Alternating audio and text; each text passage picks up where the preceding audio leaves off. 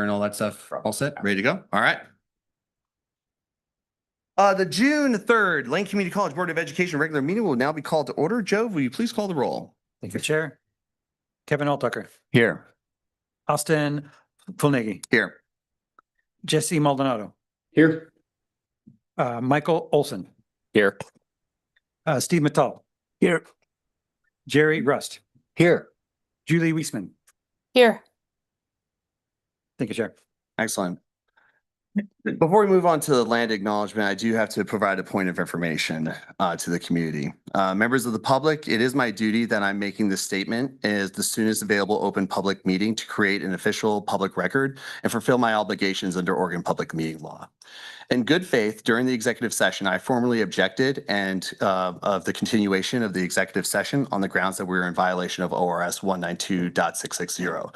To avoid unlawful participation under OAR 199-0400025, sorry about all the numbers, everyone, which we've all had training in, by the way, as a board, I went ahead and exited the session. I want to state clearly for the public record that the board explicitly was directed to take this path by our legal team at Ogletree Deakin. I believe this guidance was directed to this governing body to could potentially violate statutory requirements of the board.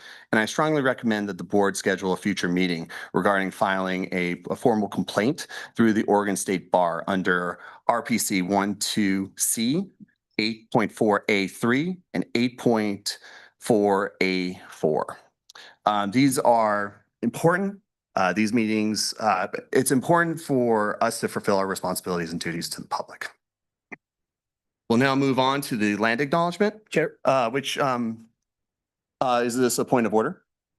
I'd like to make a statement as well. You took the opportunity. I'd like to make one. Absolutely. We do have a full, and usually I would be more than okay with, allowing for this, allowing for, statements and so forth. I fulfilled my obligations under statutory rules and regulations.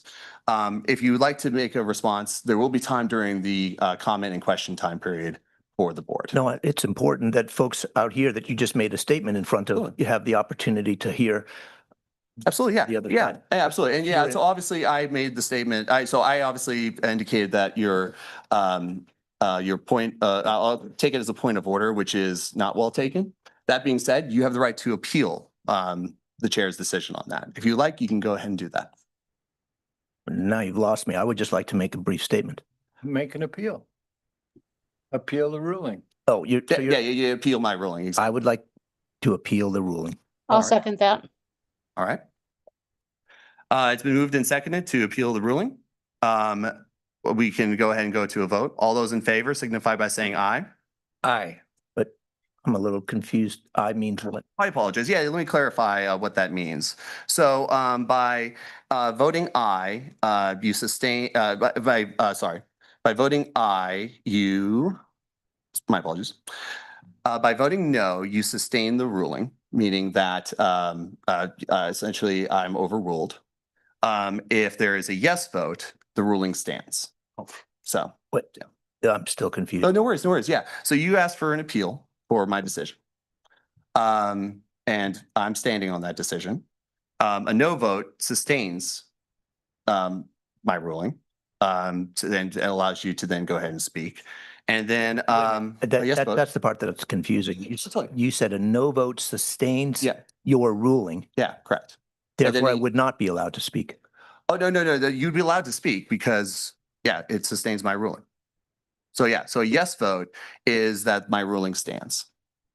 Okay. It's very confusing to me. The way I'm hearing you, you're saying both yes and no sustain your ruling. I'm Yeah. confused. Which All right. Well, how about this? Again, I do want to encourage people to speak. I want to elevate voices. I wanted to save some time so that we can give people time for public comment and so forth. Let's go ahead. Go ahead and you can speak. Please. I'll just ask the parliamentarian, given that we are in the midst of a vote, do we have to complete that process? Okay, yeah, you're right. Yeah. When you are in the middle of a vote, Yeah. if the chair allows you to withdraw your motion, Mhm. you can take that route. Otherwise, if you want to formally conclude it, you do have to take a vote. Yeah. I'm willing to remove the motion if you're willing to, so that you could speak. In which case I'll remove the appeal. Excellent. Steve, go ahead. just want, I didn't get the chance to prepare remarks, so apologize for that. But just for the benefit of our audience here live and online, there was a disagreement about the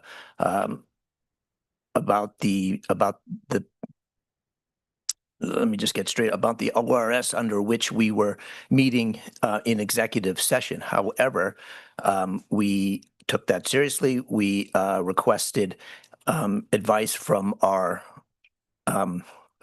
council, sorry, and I believe myself especially, speak on my own behalf, we're fully satisfied that there was no problem whatsoever. Austin had a misunderstanding of the situation and chose to leave. So I just wanted to be clear that I certainly did not feel that we were meeting under any auspices not allowed by the Oregon laws. All right. We'll now move on to the land acknowledgement, which the land acknowledgement speaker this meeting will be Christine Bradshaw. Christine, if you would come to the podium. Thank you. Yeah, please. Thank you. And of course. Yeah. And if you could speak into the mic just for those who are online, greatly Okay. appreciate it. Thank you.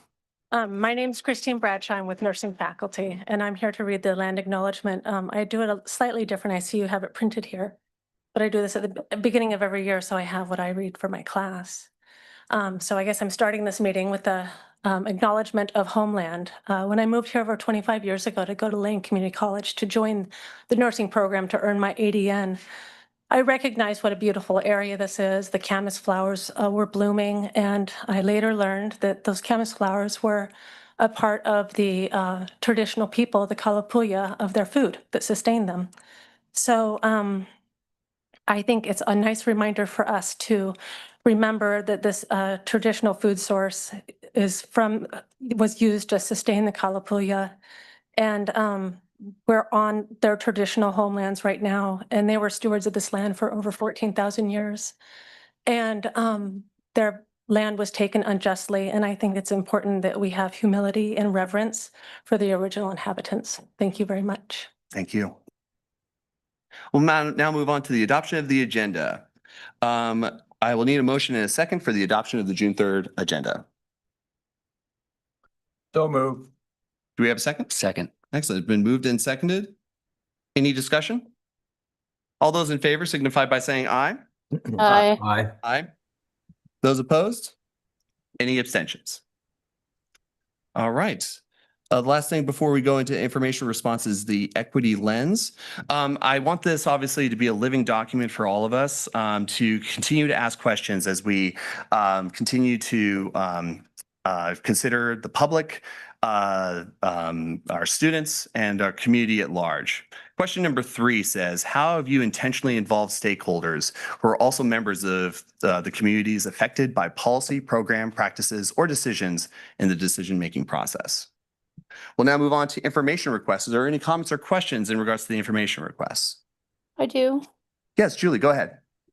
So I asked a series of questions, and so first I just wanted to take an opportunity to thank the President Bolger and her team for, doing a great job and answering all my questions.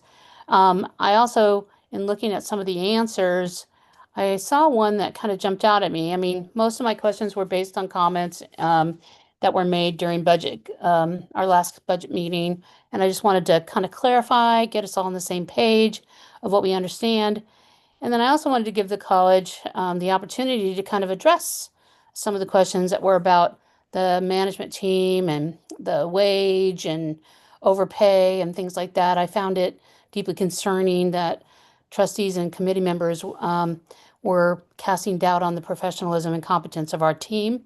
And I wanted to kind of find out what their credentials are so that we don't have it, because I don't think we would ever make those comments about other staff like faculty or classified.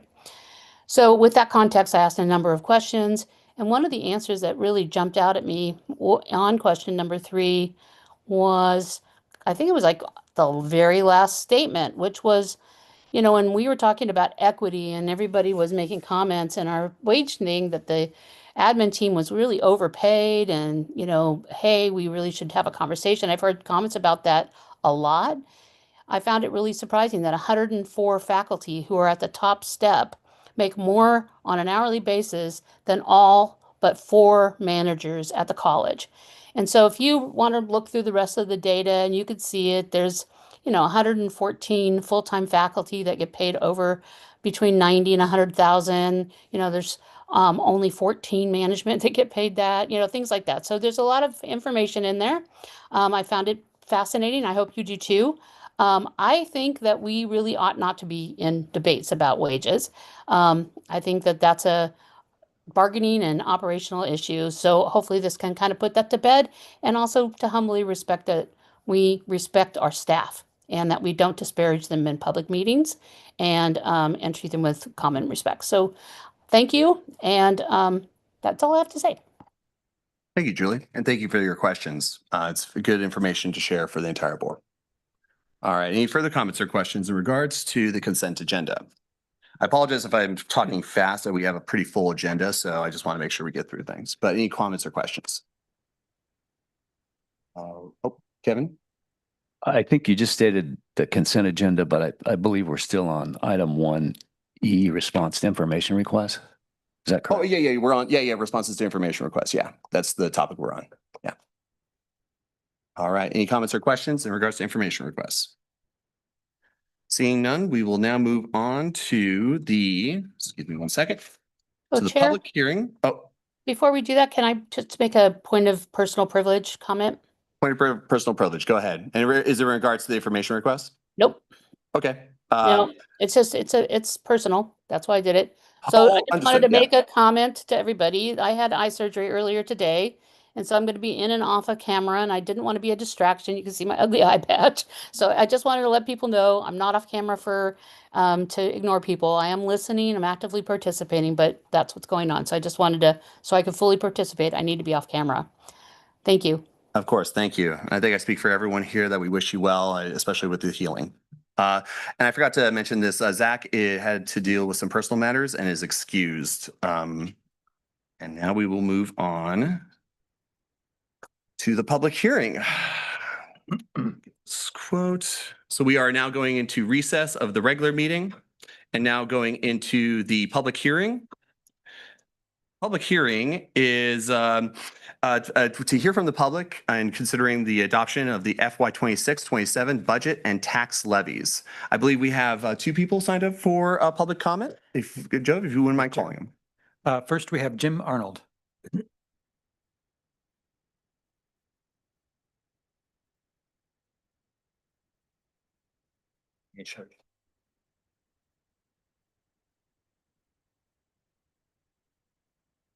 Chair Fullnagy, members of the board, President Bolger, President Olson, good evening. My name is Jim Arnold, and you know me as a member of the Budget Committee now. Thank you, Trustee Rust, for your nomination and your support. I sent you all an email about this earlier today, so you may be aware that I published a guest column in the Lookout, inspired by our recent Budget Committee deliberations. Specifically, the catalyst was last week's discussion about tuition and whether or not to revisit an earlier board decision. I wrote the article for a number of reasons. Partly, I wanted to provide some historical context. Many Oregonians, especially younger ones, have little or no awareness of Measure 5 or the profound effect it has had on the funding of public education. Many of the budget pressures we discussed today did not just suddenly appear. They are connected to decisions that were made decades ago.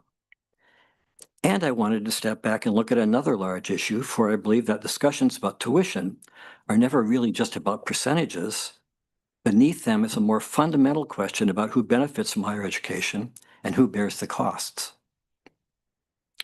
But let me mention something else that stayed with me after last Wednesday's meeting, which was not so much the outcome as the process. Students came forward and spoke about the impact of tuition that the tuition has had on their lives. Committee members asked questions. Different viewpoints were discussed. People disagreed. Then the committee voted. Now, That may not sound all that remarkable, but I think it's worth acknowledging. Public institutions are supposed to create space for such conversations. The process does not guarantee agreement, but it does give us an opportunity to surface often unspoken assumptions. Having spent much of my life in higher education, I can remember a time when the public discussion was framed somewhat differently than it is today. Back in my early days, that was a while ago, students certainly benefited from earning degrees and improving their career opportunities, but there was a widespread understanding that society benefited as well. Over time, as we all know, more and more of the cost of instruction has shifted to the students and their families. That shift did not originate at Lane Community College, nor with this board. Understanding how we arrived here may not solve our budget challenges, but it can help us have a more informed conversation about them. Thanks so much. Thank you. Next speaker. Our next speaker, we have Katie Sullivan. Kate Sullivan, I apologize.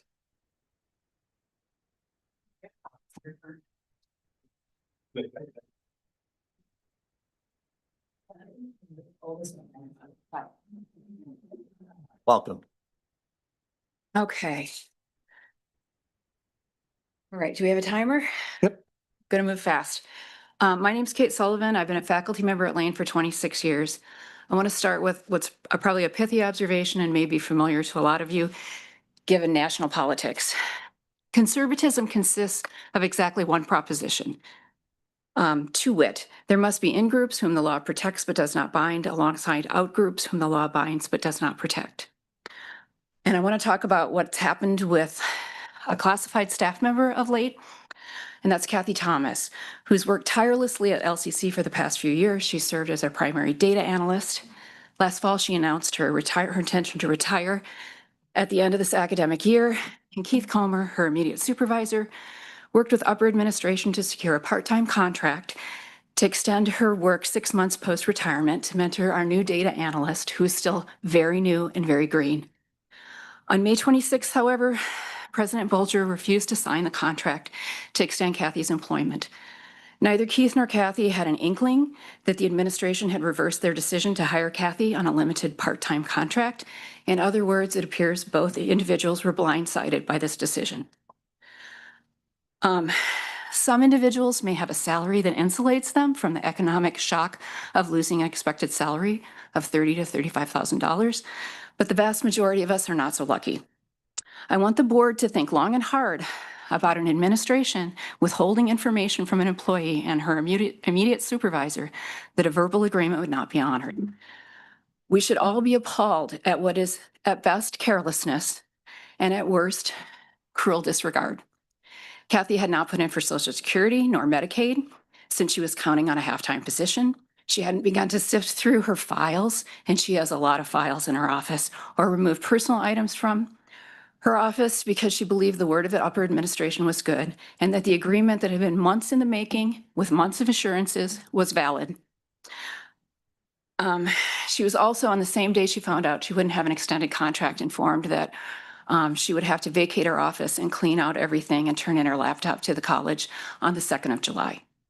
For anyone who thinks that administration is always within their rights to make these kind of decisions, I want to reply that the behavior that I have now witnessed reveals a concerning lack of consideration for an employee and her supervisor. It disregards their specialized expertise and smacks of callousness.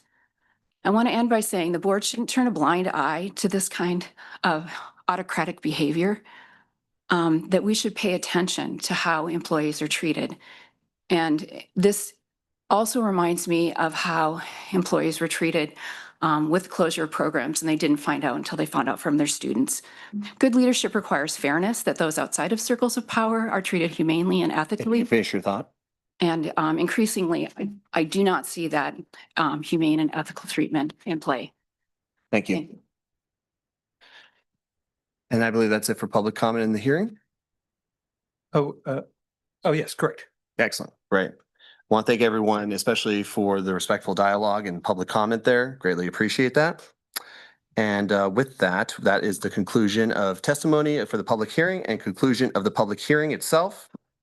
We'll now be gaveling in to resume the Board of Education meeting, which will go straight into public comment for the regular meeting.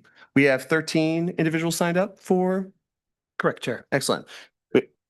And we have 3 online, which totals 16, which means we'll have the total of 3 minutes. I do want to emphasize the point to respectful dialogue.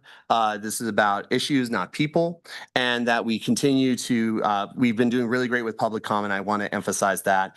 If you want to, I know it, for those who are new here, it's natural to want to applaud people after they speak because you want to show your support. If you could do the ASL applause, that will allow for us to continue as quickly as possible through this process. We'll start off with students first, and then we go on to the general public. Who's our first student speaker? First, we have Princess Hebert and Richard Reardon. Excellent. Welcome. Hello, Gavin, everyone. As usual, I have no prepared statement. I wanted to voice some concerns that I have, and this may not be the proper venue, but if not, then that's fine. I have heard other students having similar issues. Sorry, I'm a little out of breath. I just ran back and forth to the center building. Having similar issues regarding communication from administration. So for instance, in my example, you may remember when I said that I was waiting to hear back about whether I got into the nursing program. Unfortunately, I did not. It was very competitive and I was very close. However, in that email, that rejection email, I was told that the LPN program is back. That was literally the first time I heard about it. And I do remember about a year ago that they said it was paused, not indefinitely canceled. But the deadline for applying for that LPN program was only 4 days away. And I had given up a lot of my hopes for the RN program. So anyway, just that's one example of how it would be nice if there was more clear communication, because I know that word gets around and people don't know, if people don't know why something happened or what happened, then everyone has different information. Whereas if there's a source from college administration that regularly says, hey, these are the things that are happening. For instance, the different programs that have been cut. I remember one of the last meetings where some students were saying that they found out about classes or programs being cut from their professors, saying that they weren't going to be teaching next term because there were they didn't have any classes. So I don't know that I have much else to say about that. I now find out June 15th if I'm going to be in the LPN program. I'm very glad it's back. And I'm glad that they figured out a way to integrate that. I'm sure it had something to do with the BSN program that started last year and making sure that they had enough staff to teach all of the different curriculum. So yeah, the LPN program is now going to be integrated back into the RN program so that after that first year, that the LPN program is the same as the first year of the RN program essentially, and you can be integrated into it via the Bridge program. So I'm looking forward to that, and I'm hoping that I'm going to be here for another 2 years. Thank you. Fantastic. Thank you. Next, we have Richard Reardon, followed by Jasper Swiftlet.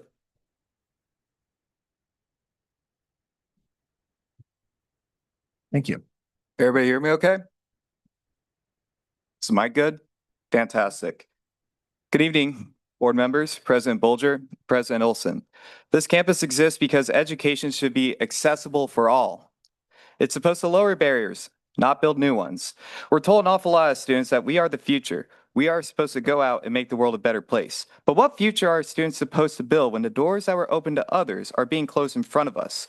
I was told by a member of this board that it's simply my perspective. To that, I reply, these are the facts. What you have before you are campaign finance details of a couple of board members, including the one I mentioned. You will notice that business entities are inextricably linked to their campaigns. This is standard stuff for Capitol Hill. Politicians being in the pockets of big business and elections being bought out by big business aren't exactly famous for inspiring public trust. That being said, I've discovered that this sort of thing is not isolated to Washington, D.C. It's happening here. It should not be surprising that the people detailed here are also the same one pushing cuts, costs, and limits on students. When business interests put money into board races, they're not spending that money out of a sense of charity. They do it because they believe it'll benefit them. Everybody in this room understands this at a fundamental level. And when organized business money begins to treat public college board as an appendage of its own affairs, it is not normal. It is a serious public trust problem. If administration, the business lobby, board members, and their wire poolers are united in their contempt for me, then I welcome their contempt. It finally means that at last, the right questions are being asked. Because from where the students are standing, board members backed by business interests, voting for austerity, and making life more difficult for the students are not serious about the students. They're simply interested in their own power. It is no surprise, therefore, that when one is bought out by business interests, their words come very cheaply. Believing these people care about students is in the same lane that believing the dancer at the club likes you. They're performative. They care only for money. And the floor they dance upon is connected to a more lucrative interest. And they do all of this without shame. So from now on, anytime these individuals that are listed in the packet say anything, you should be deeply skeptical. These people do not have the college's interests at heart. Any claim to the contrary is frankly laughable. Thank you. Thank you. Do we have any students online? Yep, excellent. Let's move to the first one online, and then we'll go back to in person. All right, our first online will be Allison Morris. Allison, you'll be given an opportunity to unmute. There we go. Can you hear us okay? I can. Excellent. Allison, go right ahead. Hello, members of the board. I'm here to talk about the HIM closure and how this has impacted me. You've heard me speak many times before, citing statistics and facts. However, this statement will be more of a personal note. Over the past several months, I have been navigating serious personal and family medical issues while remaining committed to my education. I'm currently preparing for final exams and transferring my education so I can continue pursuing my career goals at another Oregon institute. At the same time, my family is preparing to travel out of state to participate in a murder trial involving the loss of my father-in-law, which has been a profoundly difficult and emotional responsibility. I cannot understate how difficult the past few months have been.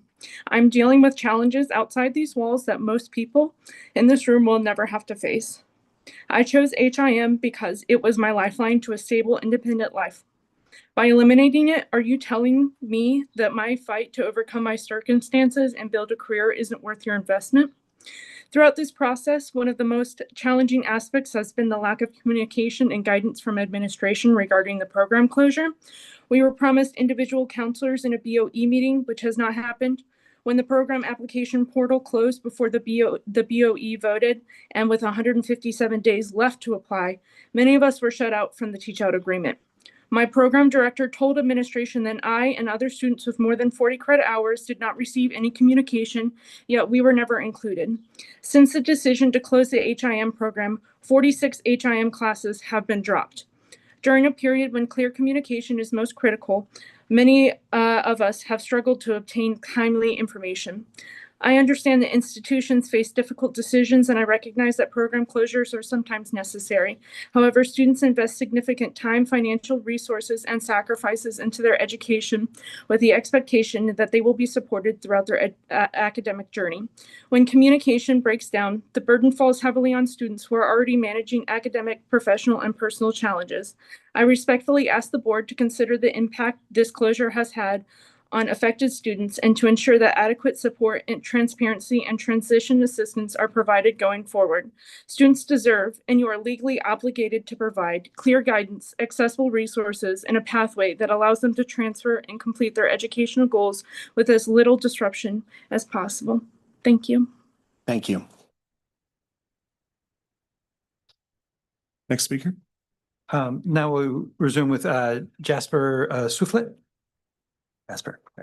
followed by Ethan Guillen. Excellent. Chair, if I may interrupt for just a moment. Just a very brief interruption. One second, Jasper.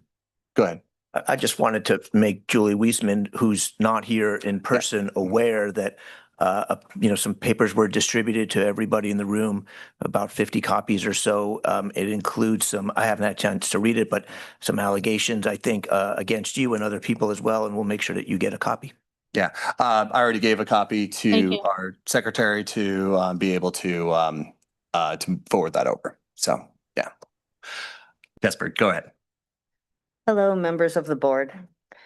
My name is Jasper Shiflett, and I'm earning an associate's in early childhood education here at Lane. I am a non-traditional student, having previously earned a bachelor's in conservation science in 2016. After graduating this semester, I hope to pursue studies in education and policy and become an author illustrator of picture books.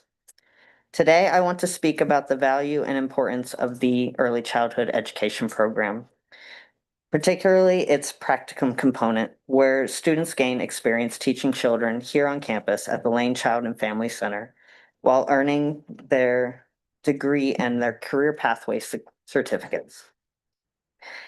This aspect of experiential learning played a large role in my decision to attend Lane. There is great value in being able to apply and practice what is being taught in the classroom, whether online or in person. Thanks to the availability of online courses here at LCC, I was able to complete most of my degree while also working as a special educational assistant with the 4J School District. Many students are familiar with and utilizing professional development opportunities. They're balancing family, work, and school in order to move forward in careers or build a higher quality workplace. This pairing of practicum with education is a natural and effective tool used within the trades, education, medical fields, and most workplaces. Within the early childhood education program, students of all ages are supported in their learning and growth at the Lane Child and Family Center by teachers and professionals who are committed to quality care and education.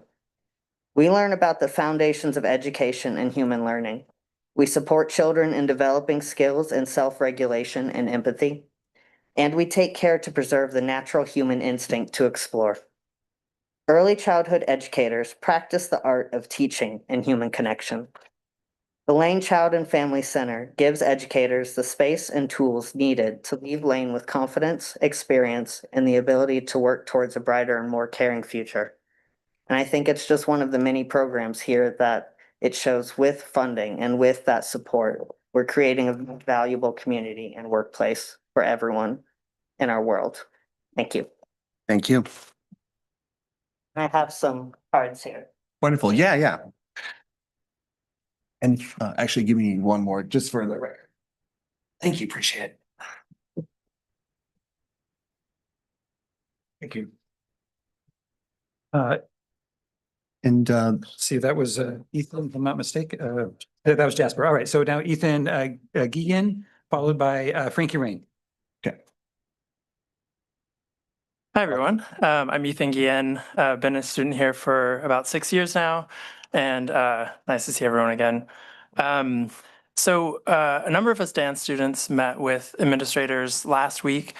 It was great to be able to ask some questions about what's going on. You know, there's not a lot of information. That seems to be a very common thing that comes up. You know, the only things that we see are that like, oh, there's no more classes. So then we ask our teachers and then start to piece together, well, what's going on? You know, from our own back of the envelope, it takes 5 to 7 students. And this is what we discussed with them last week. 5 to 7 students to pay for a teacher in a 2-credit dance course. We have the most beautiful dance studios that I've ever been in, which are a sunk cost. No one's going to turn off the power on those, I presume. So one question we asked was, how much does it cost to pay for overhead? And that was, again, sort of like a hand-wavy answer that no one can answer. And I've been asking a lot of people, and that would just be like a very interesting thing to understand. How many students do you need to have to actually pay for a teacher? I'm sorry, to pay for all of the overhead in addition to the teacher. Then we moved on to talking about the portfolio review. And in 2025, it shows that dance had a 3-year enrollment slope of -71 and a percent decrease of -17.6%. But if you look back to 2023, the enrollment slope was 24 and highlighted in blue, which is like the good color in this analysis. Dance was recovering after COVID. What changed the direction in 2023 was the decision to not hire a replacement for Bonnie Smo once she retired. So it feels a little disingenuous to have in this review that the program is failing when it was actually improving until the replacement was not hired. This is the person who does all the recruitment, who ensures that there's a curriculum that makes sense. And so seeing that sort of decisions being made on that sort of data without the context that perhaps decisions by the administration created the conditions for the failure of the dance program is problematic.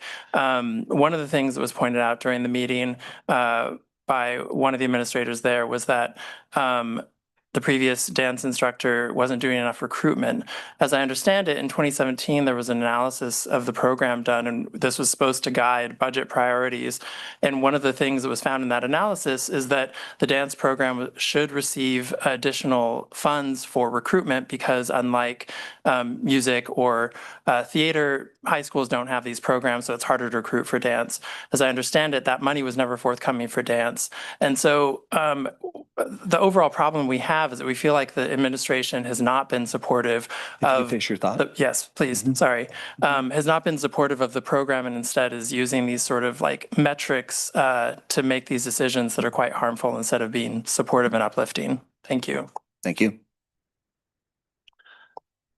Before we go on, do we have another student online, right? Yeah, let's go ahead and switch back to this. Yeah, online. All right, online we have Elizabeth Rojas.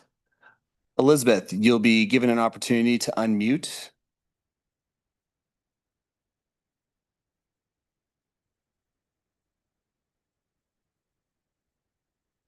There you are. Elizabeth, can you hear us okay? Yes, I can hear you. Can you hear me? Yes, we can. Thank you. Go right ahead when you're ready. Thank you. My name is Elizabeth Rojas, and I'm a student here at LCC. I will keep this brief because, like most students, I'm completely exhausted trying to get through finals next week. I'm here tonight because I am deeply concerned that the board is still actively considering raising our tuition, even though you have already suspended and cut 2 entire programs, health information management and criminal justice. As students, we are forced to wonder, where did the money actually go that was supposedly saved by cutting those programs?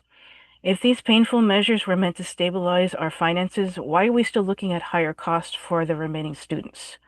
Looking at the trajectory of these decisions, I feel like we are watching a gradual step-by-step erosion of our public institution.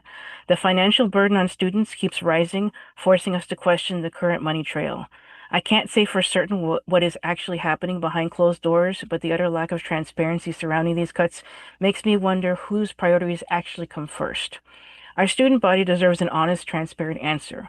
We cannot keep cutting opportunities and raising tuitions without a clear explanation of where these resources are going. Please prioritize student affordability and public trust in the budget. Thank you very much. Thank you. Excellent. Now we'll proceed with Frankie Rain, followed by Marijuana Kobiku. Excellent. Welcome.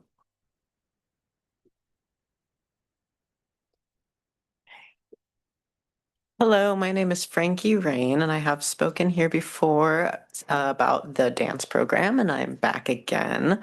I was in the meeting with Ethan when we had, when we had talked with our administrators about what we can do to gain more information and knowledge about how to support the dance program, what they can do and what we can do. We didn't leave with a lot of information, sadly, to go off of, but what I can tell you is the work that us, the students, have put in to save the program. We have collected 424 signatures with a petition, and 134 of them are students and more that haven't even been made it onto the petition physical, like the document yet. That is important because that is 134 students that want to be part of the dance program, that want to show up and have those classes there to support them and to be engaged with. With the classes that are being supplied in the fall, a buzzword that I've been hearing is that we are not, from the administrators, we are not getting rid of the dance program, but by saying you're not getting rid of the dance program, you're not acknowledging that you are dismantling it by offering classes that are not core classes to the program itself. The program does need technique classes. Sorry, that was a weird sentence, but the program needs those technique classes to be a dance program. You guys are offering an anatomy class, concepts of dance, an improv class, and those are great classes, and I would love to learn from them, and I would love to bring other students to learn from them as well, but there needs to be more. And coming either winter or spring term of next year, I would love for the opportunity for you guys to even consider bringing back ballet or contemporary, those technical core classes, and let the students show up to those classes in the fall. Let me bring attention to those. Let us bring awareness of the importance of this, and also keep in mind that the enrollment from this year should technically support next year's classes and what will be provided. Every class I have been in is fully enrolled, 20 plus students. So I don't know why that is not being considered for next year's class catalog, because they are obviously supported by the students, obviously supported by the community from what we've seen by the petitions and talking to people here at our college. That is all I have for you. Thank you. Thank you. Move on to our online speaker. The ones online are not students. Oh, they're not students. Oh, gotcha. My We apologies. have more students in Oh, person. great. Thank you. Mazwana Kabika, that's really hard for me. I apologize. Followed by Indigo Shayla.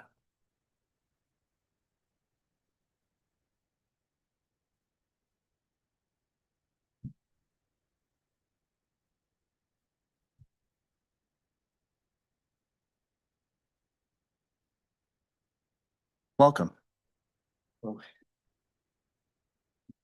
I'd like to make sure before starting that the concept I came to speak about is something related to AI for programming that was mentioned to me by Mr. Olson. Yeah, is that correct? Remember that being mentioned to me? You just. May I read notes from up? Absolutely, please. Right. So, my name is Mazwana Kubeka. I am a former front-end software engineer for a independent music company, as well as a music producer for over 15 years. And I worry that introducing any sort of AI coding tools as course material too early, or even at all, could encourage students to rely on automation before they have properly developed any deep understanding of programming or of the subject, and allow them to skip many important building blocks like debugging and data structures, or even syntax, which can leave them without the foundational knowledge needed to evaluate solutions, design reliable algorithms, backend software, or solve problems independently. And because AI systems can also generate convincing but very flawed outputs, students may struggle to distinguish correct information from incorrect information if they lack sufficient expertise, or may not even be able to read the code that was written without the assistance of AI, which could be due to the very incorporation of AI into the program itself. And reliance on AI may weaken critical thinking and problem-solving skills by reducing the amount of effort students spend reasoning through challenges, or through challenging themselves and building the important habits that come from those challenges. Additionally, employers and educational institutions still expect individuals to demonstrate genuine competence and understanding, which for me is raising questions about whether AI-assisted work accurately reflects a student's abilities at all, and whether it can be assisted fairly, as well if it can be properly restrained and regulated for academic use. Thank you. Thank you. Next, we have Indigo Schley, followed by Jerry Nahan.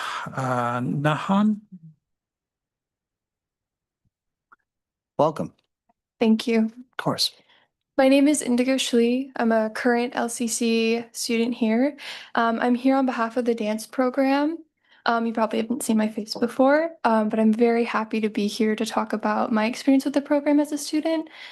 I have never danced before coming to Lane, and was extremely excited to see that there were dance classes here, especially technique classes like ballet and contemporary, two formats that are very quintessential to dance education.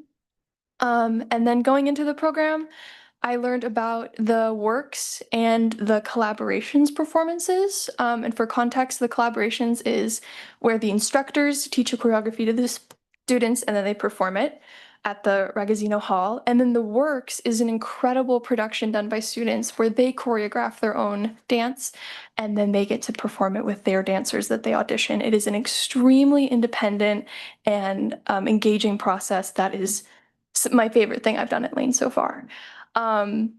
We just did the works. It was a really incredible experience. Me and Frankie got to choreograph something together, and not only did it teach me about dance, it taught me about connection, about communication, not just with words, but with your body. Things that you just don't think about day to day that are extremely essential to being a human.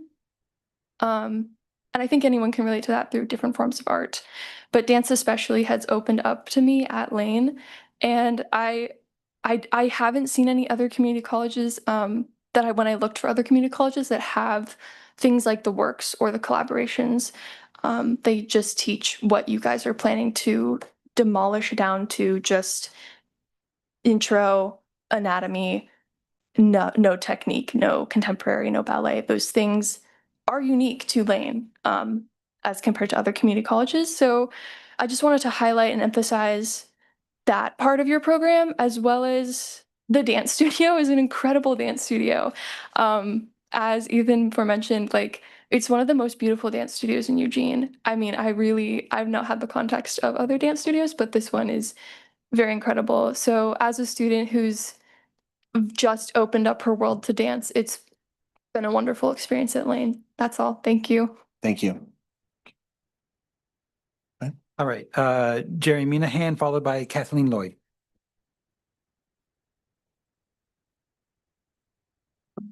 Welcome.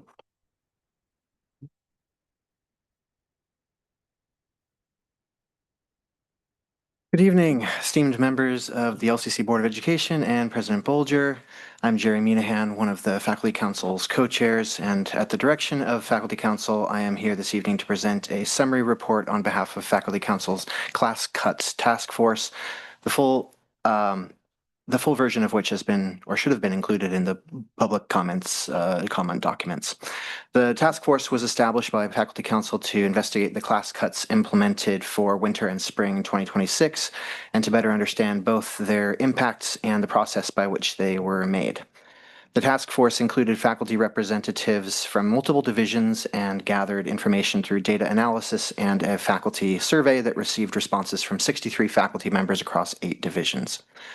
The task force found that approximately 79 course sections were cut from the winter 2026 schedule and 60 from the spring 2026 schedule. While the cuts represented roughly 6% of scheduled sections, they were not evenly distributed across the institution. Instead, the reductions were concentrated in a limited number of subject areas, with some disciplines losing 20 to 50% or more of their offerings. A central concern identified by the task force was the lack of transparency and stakeholder involvement. Requests for information about the cuts, their rationale, and the impacts were either denied or redirected away from public forums. Survey responses further indicated that many faculty either had no input into the decisions or were unaware whether faculty input had been considered at all. The task force also found evidence that some canceled classes were not low enrollment courses. Faculty reported that several cut sections were already full, some had wait lists, and in a number of cases, courses had to be reopened after cuts were made because student demand remained high. This raises questions about whether the cuts achieved their intended financial goals and whether lost tuition revenue was adequately considered. Perhaps the most significant impact fell on students. Because annual registration had already occurred, many students had planned their schedules, employment, childcare, and academic pathways around classes that were later canceled. The report documents cases in which students were displaced from required sequenced courses, faced uncertainty about remaining on track for graduation, and experienced significant stress and frustration. Faculty and division staff spent substantial time helping students rebuild schedules and navigate wait lists. The task force concludes that the process used to implement these cuts created unnecessary disruption, damaged trust, and did not reflect the collaborative governance principles outlined in Board Policy 325, or the college's stated values of collaboration, partnership, and inclusion.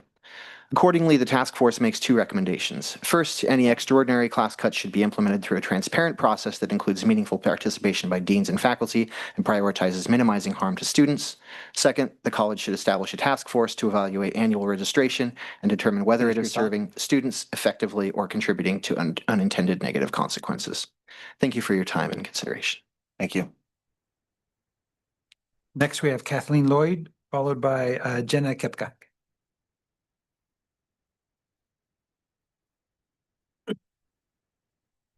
Welcome, Kathleen. Thank you. Hello. Thank you, board members, and thank you, President Bolger. I don't know how many of you have young children or are aware of the crisis families face. Parents can't go to work or school without childcare, and there aren't enough licensed centers to provide care, let alone quality care. We are living in a childcare desert. My name is Kathleen Lloyd. I am faculty and program coordinator of the Early Childhood Education Program here at Lane. The purpose of the Early Childhood Education Program is to offer students a research-based education so they can provide high-quality care to young children and their families. Our students come from a wide variety of backgrounds. Some are already working in the industry, own their own small businesses, or plan to open a business. Others transfer to universities, or like Jasper, come here with their bachelor's degrees already in hand. Our program is entirely online, allowing working professionals to learn while they earn. We offer credit for prior learning, 3 stackable career pathway certificates, as well as credit by assessment to support workforce development. To earn an Associate of Applied Science in Early Childhood, students must complete 3 terms of practicum, supervised student teaching, as well as a co-op internship in the community. Our graduates are in high demand and earn more money by increasing steps on the state-regulated pay scale. The Lane Child and Family Center, our on-campus and nationally accredited childcare center, also serves as the lab school for our program's practicum students. It is here where students practice what they've been learning in their academic studies. I hope you saw the New York Times article about the Princess of Wales, Catherine's recent visit to Reggio Emilia, Italy, to learn about their investment in early childhood. We follow this same approach here at Lane. The Princess of Wales recognizes, as do we, that the first 5 years of life are the most critical, and that high-quality care has the power to eradicate poverty and so many other negative social outcomes. Lane's early childhood program changes lives through learning and provides employable skills in service to our community, helping eliminate the childcare desert. Please reach out to me if you have questions, and thank you for your time and your service. Thank you. Yeah, you'll go online for. Yep, next one.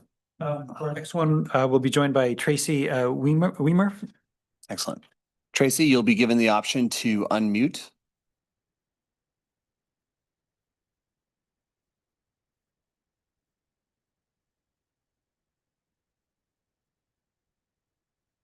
All right. Looks like you're coming online here, Tracy. Are you able to unmute?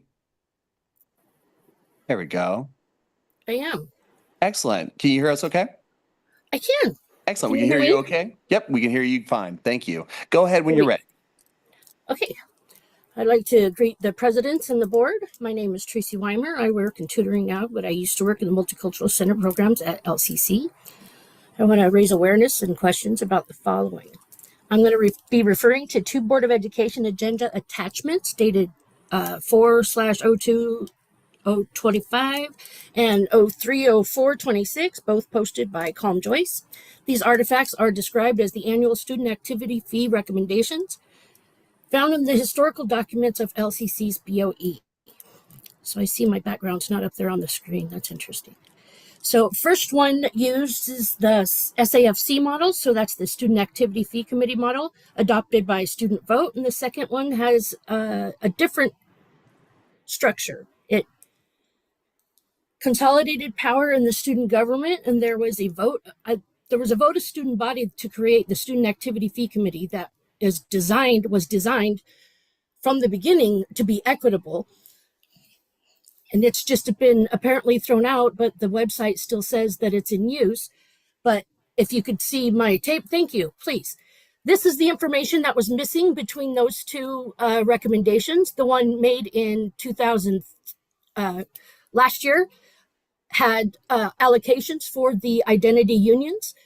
The one in this year, 304 of 26, had 0 allocations for these organizations. So this is a class or a category of organization called an identity union, and literally is about student identity and development of student identity. I'm taking a second because I have a lot of feels about it. I have significant concerns about whatever advice they got that ended up in this. A complete erasure of the programming for these identity groups. An infrastructure that was developed over many years and hard fought to get those allocations on the activity fee. And these were all voted by a student body vote. Okay, it wasn't just a few folks in a room. It was the student body that created these organizations and not created, institutionalized these identity groups so that they didn't have to beg to exist every year or beg for money every year. But apparently we're back to that, where these organizations have no allocation in the coming budget. I fear they have no advising. I know that with the talent grants disappearing, and y'all might not know what talent grants are, and I don't know why they're lumped in with the clinic, but talent grants go to student leaders that are also holding down full-time load, okay? And in the budget proposal, it's page 18 of 140. Talent grants are lumped in there. It doesn't tell you what they are or why Tracy, they're if you could finish important. your thought, we're out of time, unfortunately. So if you could finish your last thought. I ask for you, and especially President Olson, to reconsider and reinstate the identity unions. Yeah, let's go. Let's stop there. Excellent. Thank you so much. All right, next we have Jenna Kepka, followed by Wendy Simmons. Okay. Okay. Wendy Simmons, followed by Joy Fraser. Welcome.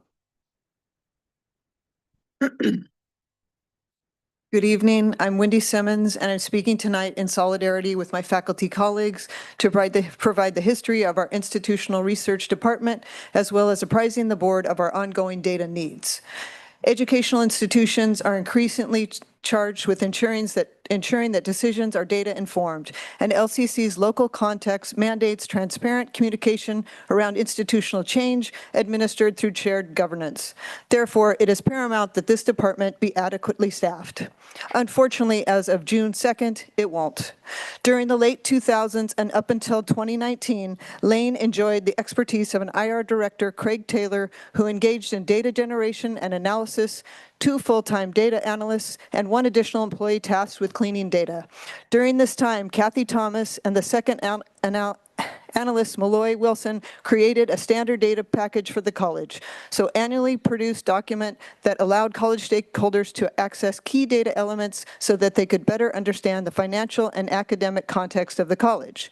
In addition, both Kathy and Malloy worked closely with faculty undertaking academic program review so that programs could access, synthesize, and use data to evaluate their programs. This access to data, along with the consultation with Kathy or Malloy, gave many faculty a more nuanced understanding of their students and the health of their programs.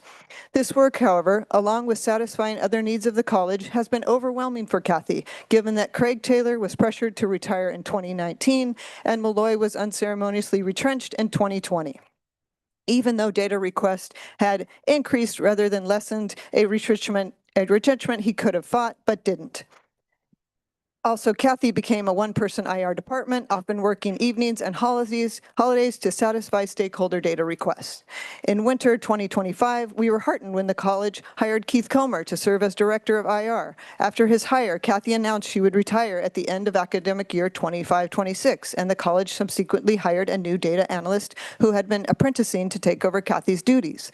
In order to onboard the new hire to the scope of Kathy's work, Director Comer asked the college to hire Kathy as a part-time employee for 6 months after her retirement. Until a week ago, we all assumed that Kathy would continue to be an employee of the college for this 6-month period. On May 26th, we found out she would not be retained despite verbal assurances to the contrary, a situation that will leave us shorthanded and undermine the college ability to provide adequate data to faculty and staff engaged in program review, among other data needs. Having access to valid, mutually agreed upon data is paramount for a functioning institution of higher ed. The loss of Kathy's expertise and experience during this complicated transitional period is, quite frankly, disastrous. Thank you. Thank you. Joy Fraser, followed by Eric Kim. That was it. Oh, I apologize. Jay Fraser. Yes. Welcome. I kind of like Joy. I don't know. I may have to take that over. Okay, so good evening. My name is Joy or Jay Fraser, and I'm speaking in solidarity with my union colleagues. I'm reading this on behalf of the LCCEA. This past April, all employees were asked to take the Gallup Employee Engagement and Climate Survey.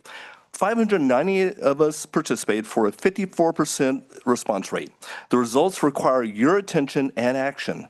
It is very clear overall that employee morale, as well as our trust in the current administration, have eroded even further among all employee groups. Specifically, confidence in the administration's ability to act ethically and with integrity is even lower than before. Trust that the administration will treat all employees fairly, regardless of individual differences, also dropped substantially since the last survey. The upper administration is becoming less transparent in communicating financial priorities and outcomes to the college community and is viewed as less collaborative overall. There was a very substantial drop in employees' confidence in the upper administration's strategies to improve enrollment, student retention, completion, and transfer rates, and monitor progress, which are, of course, necessary steps to keep our college thriving. Currently, the administration is forming budget work groups. Perhaps intended as a response to these problems, these work groups promise to make things worse. They subvert governance, and by denying any real voice for classified professionals, faculty, and students, they avoid the administration's obligation to include employees in a meaningful process of shared decision-making. We have no actual authority in these groups. We only provide opportunities for input to the upper management. The administration could increase collaboration and trust simply by fulfilling their legal and contractual obligation to work with the unions. Failing to do so not only neglects critical opportunities to act in LCC's best interest. It also means multiple violations of labor law, leading to excess legal expenses, ultimately causing even more harm to the institution. For instance, the administration is legally and contractually obligated to work with both unions on budget cuts. Because they did not, nor did they share information transparently or in a timely manner within the Budget Development Subcommittee, and perhaps because they either do not understand the union contracts or decide to actually disregard them, the cuts they planned are not actually saving money. According to their claims to the board and to the public, savings would come from 20 fewer FTE positions. Because of the way union contracts work, these positions are mostly still intact, and part-time faculty who are the lowest paid and vulnerable employees and whose labor also helps keep LCC afloat are most impacted. Again, let me repeat that. The savings never happened. Unfortunately, the administration did cut entire programs and critically important supports and resources for students. The true results are fewer resources for students to come here and less help for those who are here and less revenue for the college. These numbers about the Gallup poll are startling and serious, and we need your leadership. Thank you. Thank you. And Eric Kim.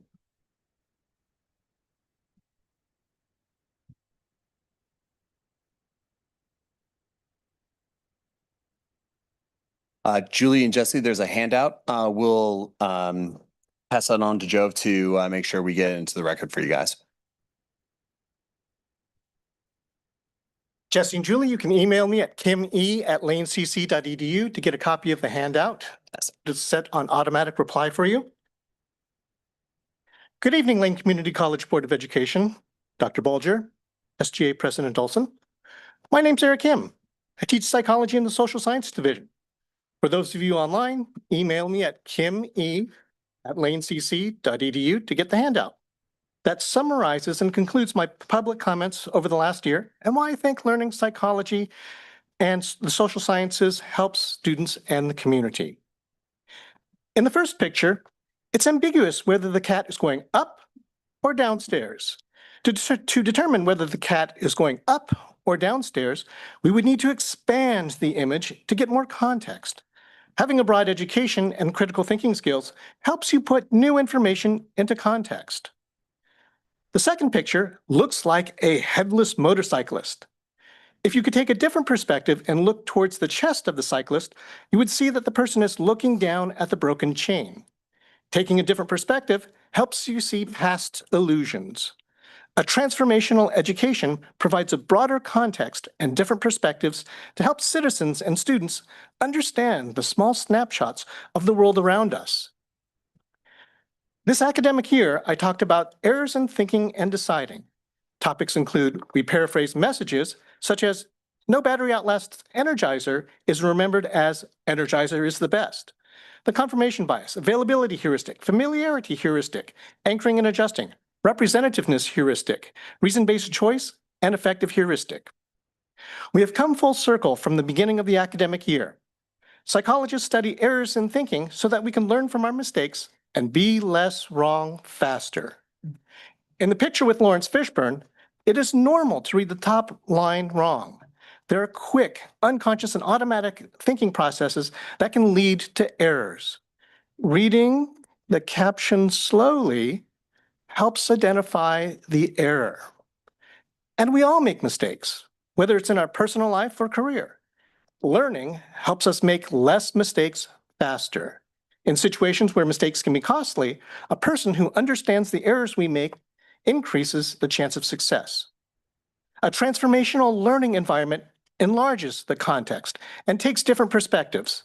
A transformational learner thinks of reasons why they are wrong, understands errors in thinking, gets feedback on decisions, and practices these skills to make a lifelong learner. A lifelong learner helps one become a better version of themselves and become a wiser person faster. At LCC, we prepare students for life's road. Travel the road with good company to enjoy the journey of 1,000 steps. Thank you. Thank you. That concludes public comment. We'll now be moving on to reports, starting with the SGA report, and then we'll move on to the LCC EA report. President Olson.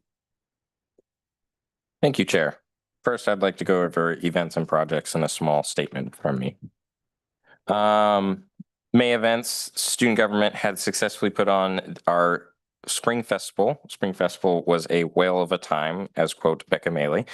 We had 12 student groups join us and catered to upwards of 350 students, providing free food and refreshing drinks. And I know my day was marked by being able to watch my vice president get dropped in the dunk tank. We have put together our commencement gift with goodie bags in association with Student Life and Leadership. Their federal work studies have been much help. And we're helping prepare to congratulate the big day for our graduates. Most of student government will be volunteering during the event, as well as our past Vice President, Amanda Fallon, will be giving a speech on the behalf of student government that day. And then for my personal projects as the president, I have successfully, together with many student governments around the state, have helped establish a document being called the MOU of the Oregon Student Coalition, and it will consist of multiple member state universities and community colleges for unified legislative action in the coming Oregon long session and future lobbying adventures. And now my statement. Good evening, members of the board. This is my last meeting of the academic year. Although I will be in attendance on July 1st and over the summer, I still find tonight a personal memento and time to reflect on what being the student trustee has taught me. It has taught me the bearings of wordsmithing and the skillful use of Robert Rules of Orders. It has shown me the ethics and processes of this college and the kind of individuals who interact with it. And truly, I don't believe I appreciated the effective communication that I have learned in my communication classes until I started my position and learned what it's like to be without it.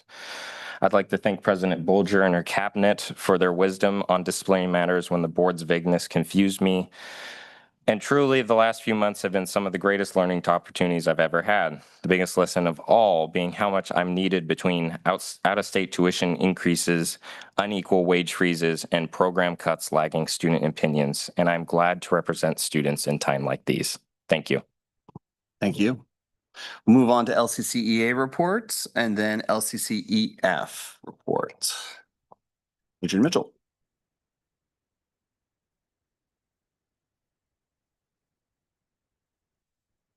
Thank you. Good evening, board members and President Bolger. I'll make a very brief report and then we'll be following up with some additional documents. So I wanted to share a few campus and LCCEA updates. The first one is that I would like to underscore some of the concerns that were shared earlier regarding the need for more robust and transparent data and impacts to staffing in IR.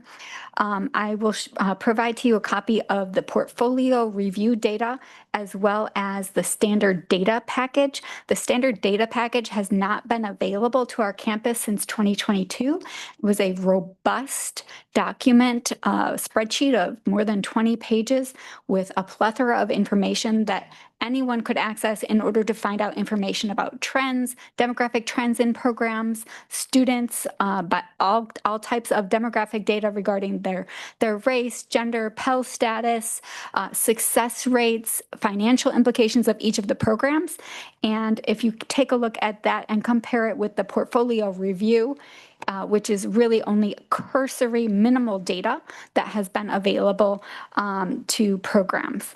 So we do have a significant need for more information and transparent data being provided because that is the data that's being used to determine what programs would be identified for cuts. And we have not had that since 2022. So we're very concerned about the implications for not only students and our community at large, but also the budget itself. We have also received a list of 21 areas that were identified by the administration for potential elimination. And these, again, had minimal cursory data attached to each of these programs. So we're very concerned that decisions may be forthcoming in the future that do not take into consideration the negative financial impacts of cutting programs that generate net revenue, not to mention the impacts to the students and our community. I also wanted to share the concerns that some colleagues and campus community members have stated regarding the Gallup survey results. While there's greater level of participation in the survey, the results have further declined. On the question of if I raised a concern about ethics and integrity, I am confident my employer would do what is right. LCC is now at the 5th percentile, also dropped to the 5th percentile on the question of I always trust my institution to be fair to everyone, and dropped to the 8th percentile on the question everyone at this institution is treated fairly regardless of individual differences such as ethnic background, race, age, disability, sexual orientation, gender, or gender identity. These trends are also reflected in the full open-ended comments that were submitted by all employee groups, including managers. And if the board has not received a copy of those comments, it would be really important for you to read and receive and review all of those open-ended comments. We are concerned about the impacts of these concerns. Beyond climate, as we have previously reported, faculty members have resigned or retired early. We had 4 leaving the middle of the year this year, including one who resigned publicly in the January board meeting. And now 7 managers are leaving. This is a full 10% of management staffing. This includes 4 of the 9 deans over academic areas. So that's nearly half of the managers who are supervising academic areas, the majority of whom have cited concerns with upper administration. We encourage the board to seek more information about this, including exit interviews and releasing previous managers who were forced to resign and sign NDAs, including Mike Blade and Greg Evans, to share their feedback with what's actually happening on our campus One of the reasons why you frequently hear more from the unions is because we can't be fired when we share this information, but you're not going to hear it from the managers directly. On a more positive note, we are continuing to work on a lengthy process to finalize our new contract document in collaboration with the college. And we're also heartened to hear that the administration is seeking a settlement, acknowledging that they engaged in an unfair labor practice by interfering with employee rights to engage in protected activity. We believe a settlement will help mitigate legal expenses, which of course the college cannot afford. In terms of statewide work, we are delighted that a significant number of pro-public education and OEA endorsed candidates won their primaries. This will present opportunities for better public education funding for our essential community colleges in the 2027 legislative session, which is coming up when biennial funding is determined. We're also excited to be involved in a number of statewide endeavors, including ensuring community colleges have a voice in the HB 4124 advisory group, which will advise the HEC on recommendations regarding the higher education system in Oregon. And we look forward to collaborating with OCCA as well as President Bulger to center the critical voice and promote the mission of our community colleges. There are very few voices for community colleges on that group. And our LCCEA member leaders are busy preparing for summer professional development and statewide organizing and strategic planning with our multiple officers who serve on statewide roles to represent and advocate for our community college members. And we recently have conducted officer elections, and I wanted to share a special thank you to all of our elected officers for their extraordinary dedication, many hours, evenings, weekends, and volunteer service. And our officers include April Myler, who is Vice President at Large, Jerry Minahan, who is Vice President for Career Technical Faculty, Rosa Lopez, Vice President for Learning Advancement, Peggy Oberstaller, Vice President for part-time faculty, Don Easton, Vice President for transfer faculty, Wendy Rose Aaron, Secretary, Wendy Rawlinson, Treasurer, and I'm delighted to be able to serve alongside all of these amazing colleagues with the LCCEA.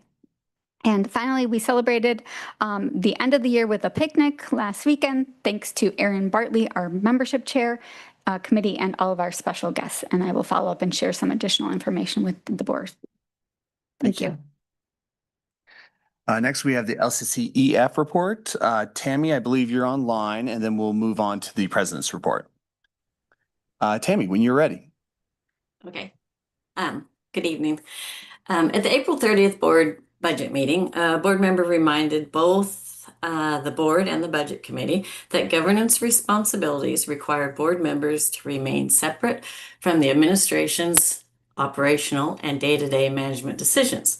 This is a message we've heard consistently over the past year, particularly when questions arise regarding employee compensation and other matters considered administrative. At the March 31st board meeting, I raised concerns about management compensation, including the recent significant salary increases. In response to the discussion, a board member again stated that management salary adjustments are generally informed by a collective bargaining agreement and are intended to remain reasonably aligned with increases provided to the college's represented employee groups, a practice they described as common. The discussion highlighted, sorry, it's on another computer, bear with me. The discussion highlighted an ongoing tension regarding the distinction between governance and operations. While the board regularly discusses institutional priorities, budget reductions, staffing levels, and program impacts, conversations about management compensation often receive less attention because they're viewed as administrative matters. However, during classified bargaining, the union proposed a 3% salary increase and was informed that approval would be needed from the board in order to offer that because it was above what they were told they could offer. At the same April budget meeting, President Bulger stated that during her tenure, the board's not weighed in on management salary increases because those decisions are considered operational and fall within the president's authority. As the college continues to navigate difficult budget decisions affecting employees and programs, transparency and consistency in compensation practices remain important topics for the campus community. I'm not sure why managers' salaries isn't discussed if faculty and classifieds are. That seems a little hypocritical to me. There seems to be a disconnect between what the classified employees have been asking for regarding transparency and information throughout this process. On April 29th, the college received a letter from the union president outlining concerns about the planned elimination of outlining concerns about the planned elimination of classified positions and its potential impact on C3 budget, which supports part-time classified employees. Discussion included how contractual layoff provisions and staffing considerations could influence decisions regarding both full-time and part-time positions. Following that communication, little additional information was provided to employees or departments that I'm aware of regarding the future of the C3 position. Then a month later, on May 28th, departments and affected employees, including C3 staff, were informed that C3 funding would be reduced. Last year, the college spent $1.7 million. I might be off by 1 point. I might be 6. I can't remember. On C3 positions. This year, their target is $900,000. Today, I learned that a C3 employee found out her position was being eliminated from a coworker. It shouldn't need to be said, but that's a horrible way to find out. You lost your job. Not only that, but the disrespect that it takes to not even acknowledge a person's right to confidential professional notification. The concern's not simply the decision itself, but it's the lack of communication between the initial discussion and the announcement. Even if it's an announcement to say we're still working on this, so everybody's in the same loop. Employees have consistently asked for greater transparency regarding budget decisions, their rationale, their potential impacts. Earlier and more frequent communication could have helped employees better understand the process and prepare for the change being considered. And it would have alleviated a lot of stress for the C3 employees. Another issue that raises concerns about transparency and employee involvement is the college's recent agreement with Lynn Benton Community College to provide institutional research services, including mandatory reporting, analytics, and data visualization support. Under the Memorandum of Understanding, Lane Community College will pay $60,000 annually for these services, and the agreement automatically renews with no end date. So until somebody terminates it, it's going to keep going. The college may view this arrangement as a necessary response to staffing or operational challenges. However, questions remain about whether alternatives were fully explored and whether the bargaining unit was adequately informed and consulted regarding the work that has historically been performed by college employees. Article 926 of the LCCEF Collective Bargaining Agreement reserves management's right to contract or subcontract work. At the same time, it requires the college to consult with the union regarding the impact on bargaining unit employees when subcontracting work presently being performed, and to provide an opportunity to discuss alternatives and the need for such. To date, I was not aware of any consultation regarding the agreement. If consultation did occur, it was not communicated to me or anybody on my executive team.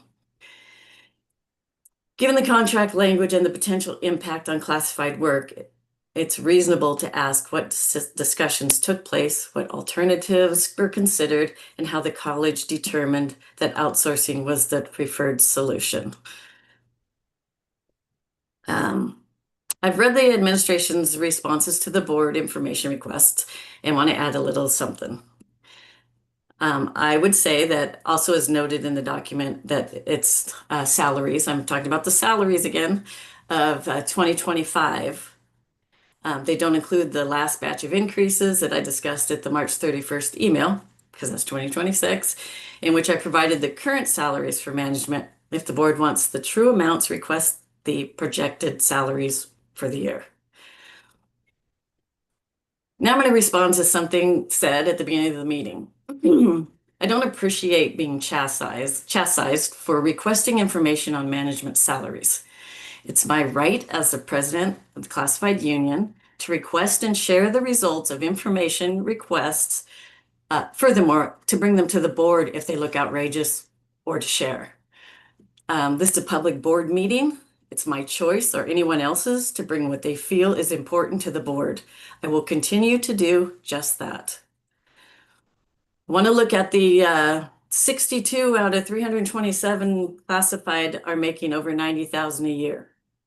I'm not one of those. But that is 18% of the 327. Out of 71 managers, 54 are making over that. That's a 76% overall for that group. That is the difference. I continue to be dumbfounded at how defensive a board or two of the board member, one or two of them, become when discussing manager salaries. I would love to see that sort of support for the classified. I'm tired of the same board members trying to limit what we can say, how long we speak, and anything, etc. It is a public place. We should be able to voice our opinions. That's what it's for. Share what we know. That's what it's for. And ask questions.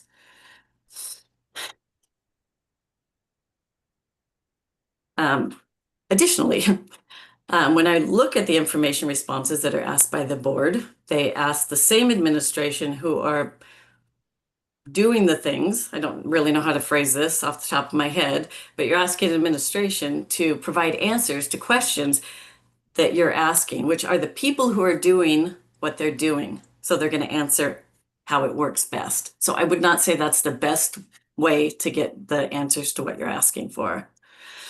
After hearing the public comments, lastly, I have questioned the support that a couple of the board members have that are backed by businesses only. I think the ties into the foundation, to the board members, to the support, I think it's getting really hairy, to say for a better term. It doesn't look good and it doesn't feel good. And oftentimes it feels like this board is not this board, a few of the board members aren't even interested in change, aren't even interested in the things that people bring. I don't even know why I do it really, except for I was told the public could hear it and that's what matters. But it's like being I think it's called a push button board. That's what it feels like. That there's a few of you that just want to do whatever the college brings. Yeah, just pass it. No questions, no nothing. But because it was brought, just pass it. It's really disheartening to think that you were elected by community members and won't stand up and question and ask without getting defensive, without being mad that we're asking about certain things. Again, that's what you're here for. You're here to look into things that we question. I think I've brought up a lot of things, and it's not just off the top of my head, it's people asking me as well. A good portion's off the top of my head, but it's stuff that people have talked about. And I just don't understand why things that I bring or Adrian brings, or for that, the public comment brings. Why don't we hear later, like, what happened? Was it discussed? Where'd it go? Because right now it's like talking to a wall. I do appreciate those of you, you know who you are, that try to pull for the classified members and the students, and I appreciate that very much. That's it for now. Thank you. Thank you, Tammy. We'll now move on to the president's report, and then next is the consent agenda. President Bulger. Yes. Hello, everyone. It's the end of the academic year, and there's always at this time a lot of energy on campus. And this week is has not disappointed so far. As a matter of fact, today we were all regaled with the outdoor symphonic band and percussion ensemble that was right out there and outside of the center building. It was quite lovely.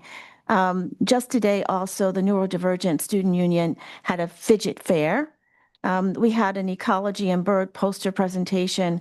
The culinary capstone actually gave us a lot to nosh on. And the undergraduate research symposium happened as well. It has been quite a lively day and a lively week for us. I also want to highlight something that you'll hear about a little bit later when we have the College Council governance report. And that is a program that is a mentoring program.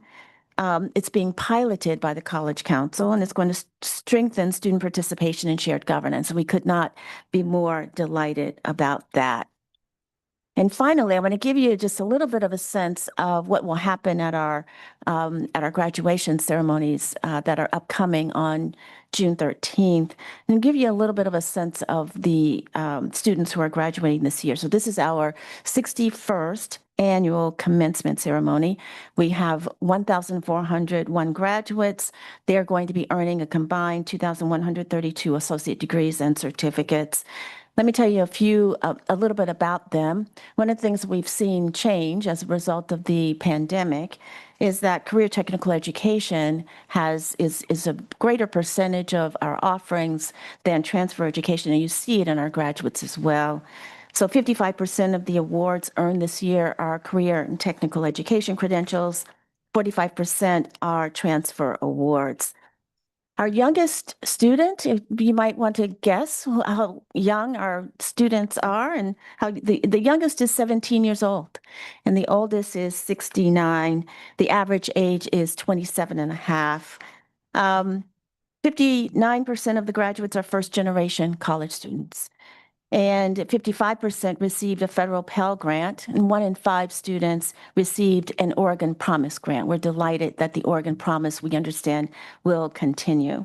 And 16% of our students receive support from our Center for Accessible Resources. We also have our international students. They will be graduating also this year. They come from countries such as Japan, South Africa, China, Vietnam, Brazil, the Republic of Korea, and many more. So I could not be delighted that I will be able to officiate the ceremony on June 13th and hope to see some of you there. That's my report. Thank you. We'll now move on to the consent agenda. Does anyone want to remove or have questions about anything in the consent agenda? Seeing none, I'm just double checking online here. Do I have a motion to approve the consent agenda? So moved. Is there a second? Second. All right, it's been moved and seconded. Any discussion? Seeing none, all those in favor of approving the consent agenda signify by saying aye. Aye. Aye. Aye. Those opposed? Any abstentions? We're now moving on to action items. Again, so I apologize if I seem like I'm going through this quickly. The first action item is approval of a program, proposals for the Artificial Intelligence Programming Career Pathway Certificate degree, which is attached in the board docs. President Bolger, would you like to introduce speakers? Yes, thank you for this. I'm going to have Dr. Tinkham come up to the seat here, and I know a faculty member is in the audience to probably assist with this. Yes, please, there's a seat for you, Professor Bird. So we don't do this often, but this is an action item this evening. We would like the board's support for this particular certificate program. I think it is a certificate program, I'm going to have Dr. Tinkham start to talk about this and introduce Brian Bird. Absolutely. Good evening, board members. I'm joined here today with faculty member Brian Bird, who developed the certificate. I'm just going to give a little bit of an overview and just pass it over to the person that you really want to hear from. The Lane Community College is proposing to establish an artificial intelligence programming career pathway certificate. It's 4 courses. This is a certificate that will be embedded within the software development associate degree program. It's designed to prepare students for the growing integration of artificial intelligence tools and technologies within the software development industry. This program will be using current resources, and there will be a very minimal demand on any additional financial resources on the program, as it will be using existing courses. And I'll let Brian go ahead and add a little bit more about this program. Sure. Well, it's great to be here with all of you. Good evening. I'm sure everybody's aware of what a revolution in artificial intelligence has taken place in the last few years. And the profession that's been most impacted has been software development. So the purpose of this certificate is to enhance the education that our students get so that they have the skills to use artificial intelligence and give them an edge in getting hired and being able to do their jobs. So that's the basic idea. Any questions? Excellent. Any questions from the board? We'll go Steve and then Kevin to start us off. Go ahead. Thank you for coming. Were you here by any chance during the public testimony portion of the meeting this evening? Yeah, I was. Then you may recall, right, there was somebody who asked a question or more, not so much asked a question, but gave some criticism about the potential for students to basically, get this certificate, but not understand the underlying coding issues. And I'm not here really to challenge that one way or the other, but I'd like to give you an opportunity to respond. Actually might have been in transit. I was watching the stream from home and then drove over here. So I've actually missed that. But that's a huge debate that's going on. To what degree do students need to, well, not just students, but software developers need to actually understand the code they write. And so we're not getting rid of our software development degree. We're still teaching our students pretty deeply how to write code. But on top of that, we're adding education in how to use artificial intelligence effectively in their profession as well. Thank you. Excellent. We got Kevin and then President Olson. Go ahead, Kevin. I have three questions. I'll ask the first one, step back, and then, if we have time, I have two others. The first question is, what enrollment level is required for the certificate program to remain viable? So I don't know if we have any hard numbers. I know that as far as, so there are two courses that are Python programming, which are shared by our other programs. So there are 4 programs that use those courses. So it's not just the certificate that brings enrollment in those courses. I taught the first course that's in the second 2 courses are the artificial intelligence courses. I taught the first one in the fall and had 16 students, and the course wasn't even in the catalog.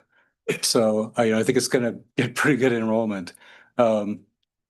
I think that typically the department looks for at least 12 students in a class to make it sustainable.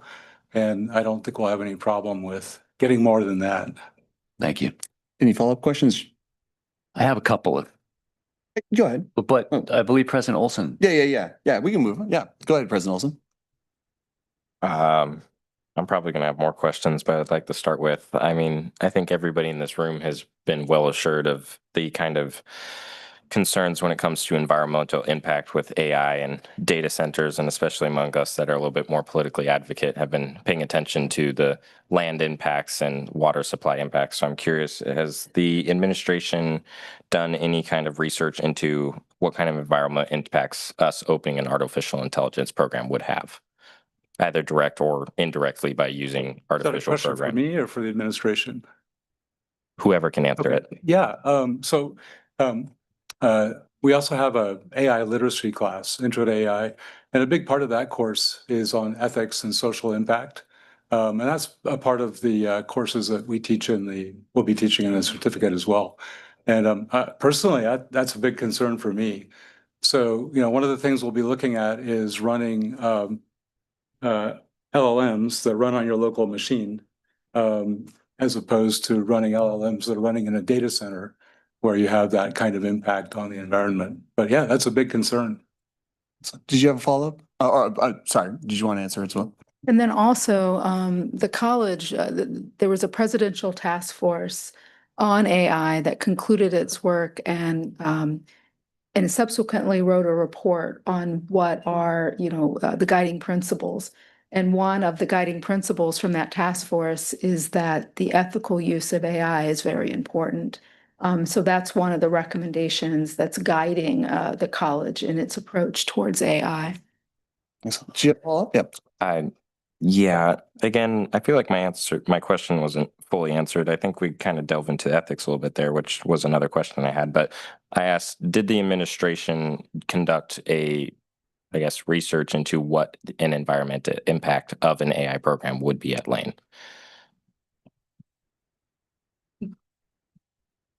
I would say I think this particular program in and of itself is teaching about AI. But I think what you're asking about is how this program would have an environmental impact. And I don't think that's one of the criteria that was used. I mean, what the AI task force has done has acknowledged that there is an environmental impact to AI. And it's recommending that we make sure that we are mindful of that in our course offerings and in our operations. But for this particular program, I don't think that in and of itself, that the environmental impact of what is being done would be significant. I mean, I can ask Brian to talk about that. I mean, I don't know what type of programming. Yeah, so, a big part of the two courses that are artificial intelligence is on using old-fashioned AI. And so there's actually an acronym, GOFAI, Good Old Fashioned AI, which is the kind of AI we've had since the 60s. So one of the things I really want to teach students is that that generative AI, ChatGPT style AI, isn't the only kind of AI. So there are a lot of problems that can be solved using existing AI that's been around for a long time that doesn't run in a data center. It runs on your local machine. But we will also be using generative AI. So, there will be some small increase in the amount of generative AI used on campus, for those two courses. But it doesn't seem like it would be a very significant increase over the degree to which students are already using generative AI. Yeah. All right. Do you have one last follow-up question or? No, I'll let Kevin go. Okay, gotcha. Well, I just had a few questions and Yeah. statements. Well, first off, President Olson, I would definitely check out the notes from the Climate Action Plan 3.0 SWOT analysis meeting that happened recently. Some students brought up your very same concerns, and it was really great to hear that advocacy around that. Speaking just purely from a workforce side of things here, I am in support of this. I think it'll be really helpful to not only, because AI is being used a lot as a tool, as a resource to help improve business operations and so forth. I've even sat down with business owners and heard about how AI is being used in business dynamics and so forth. And I really do appreciate that there's also a concept of ethics with AI. And I think that that's really critical, both in an academic sense, but also in a workforce sense. And I see absolute great value in this process. Kevin, I think we have enough time for you to ask additional questions. Thank you, Chair. So one thing, I don't know a lot about AI, but one thing I do know that it's changing very rapidly. So my question to you is, what kind of processes are going to be put in place to kind of capture that rapid rate of change so that we ensure that our students are well prepared for an AI-centered job? Yeah, that's a good question. And, it is changing rapidly. And, when I develop a course, usually by the next year, I've got to redo everything. But fortunately, NVIDIA, if you're familiar with NVIDIA, they're the company that makes the chips that run the data centers. They're currently the most highly valued company in the world. NVIDIA gave the state of Oregon $10 million for training educators in higher education. So they have a program called Campus Ambassador, which I'm in the process of enrolling in. So I already have access to all of their training materials, which they're on the cutting edge. They're constantly updating that. So I've already started going through their training, and I'll just be continuing to go through their training as well as a couple of our other instructors are also getting the NVIDIA training. So that's one source. But as you know, there's all kinds of resources. There are books, there are online tutorials and courses. And so in our department, we're all constantly upgrading our education in that area. Thank you. So we're about a minute over. We can expand the time if we want to, or if someone has a motion to approve this program. I'll move to approval and I'll second. Excellent. It's been moved and seconded. Jerry, would you like to, it says you moved the motion. Would you like to speak on it? Thanks. I hope we can do periodic reports to the board about this development and also pretend that a lot of us don't know exactly what this is. So really break it down into some basic terms that we can really grasp. Yeah, thank you. But I know enough about it to want to support it. Thank you. Excellent. Last call for any further discussions. President Olson. I have my concerns. Unfortunately, the Student Government Association wasn't aware of this program approval until very late because of technical difficulties with communication with executive assistants. So I can't speak on the behalf of students, but I can speak on the behalf of myself as a student. And I'm concerned that the environmental impact hasn't truly been researched by any professionals, and that we are hearing from people who would benefit from this program existence on why it's not affecting the environment. I mean, there's been city councils around Oregon who have been day after day denying these kind of data centers being built so that they don't tap into our natural resources and cause systemic problems in our communities. And I find it concerning that we as a community college will be endorsing the use of generative AI when it's typically known, and its data centers are typically known to cause issues and systemic issues. And I will say I'm not in support of this program being approved until there's a conductive AI or environmental research done by the administration or somebody so that we can understand the true impacts of what our decision is today. All right. So with that, we are out of time on this issue. We'll move to a vote. All those in favor of approving the Artificial Intelligence Program and Career Pathway Certificate signify by saying aye. Aye. Aye. Those opposed? Any abstentions? Motion passes. Thank you for the presentation and answering our questions. All right, we're now moving on to the resolution 715, a year-end budget realignment transfer resolution. President Bulger. Yes, we have a number of resolutions this evening for the board's review and approval. I will ask Kara Flatts to come up to the table here to see if you have any questions. So we're looking at covering 15 through 19. If the board, if it's the board's pleasure, we could take them all together. Kara can explain very quickly each one of them, but they can certainly be taken together. Absolutely. I don't see any objection to that. Seeing none. All right. Kara, go ahead. Sure. Thank you. Thanks for your time and reviewing this and approving for us. The first one, 715, is what you traditionally see in June. It's a cleanup of year end. All of the items in here, we can go through details if you'd like, align with all of our forecasts and our information that we've provided with you. It's the difference between where we start now when you adopt a budget and as the year goes through, how programs have the ability to move things around, what they need to spend, and shift things as they go. And sometimes there's changes in categories. So this is to align with our current spending plan and patterns and keep us out of an Oregon budget law violation. Are there any questions or anything particular in here? And this is in regards to 715. 715, yep. And this affects fiscal year 26, which we're in right now. Excellent. Kevin, go ahead. No, I don't have a question. No worries. Steve? Nope. Okay. Sorry, I took nonverbal cues there. Sorry about that. Any questions around 715? Seeing none? Yeah, we can move on to 716. 716 is similar, but just a little bit different. 715 is a net zero. We're moving budget authority within within each of the areas to come up with a net zero. This next one is 716. It's additional authority. That's why you see it as a supplemental budget resolution. There's 190,000 additional authority we needed in one of our capital project areas.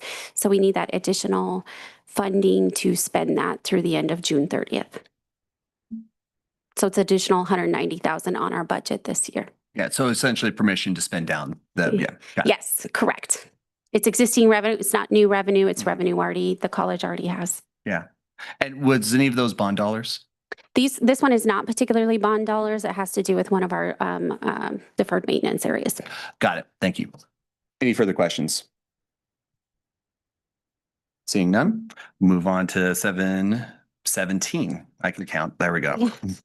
You are correct. 717 has to do with our fiscal year 26-20, our fiscal year 27 budget. This one aligns with the property taxes and includes our budget authority for the next year. Actually, that one's just the budget authority for the next year. So it is what the budget committee, which you were part of, approved as a recommendation, and this would be adopting our budget starting July 1st. Any questions about that? Quick question from it. I believe it was in the budget, in the document, there was an assumption of how much taxes are to be collected. And is that at a 90?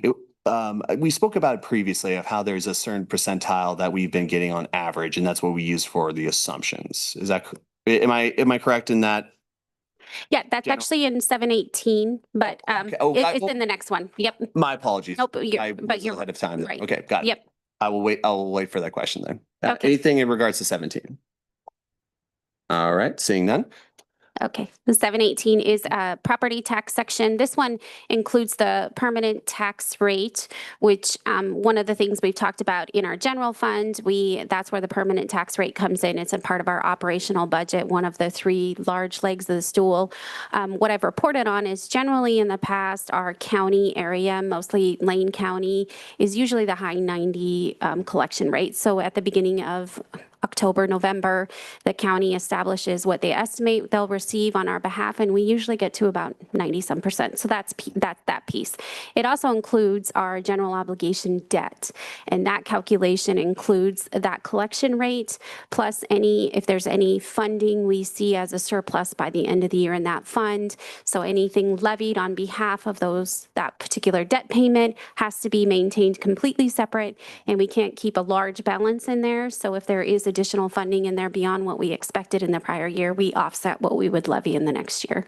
So this is a dollar amount to pay that debt, which is obligated and approved by voters in the counties.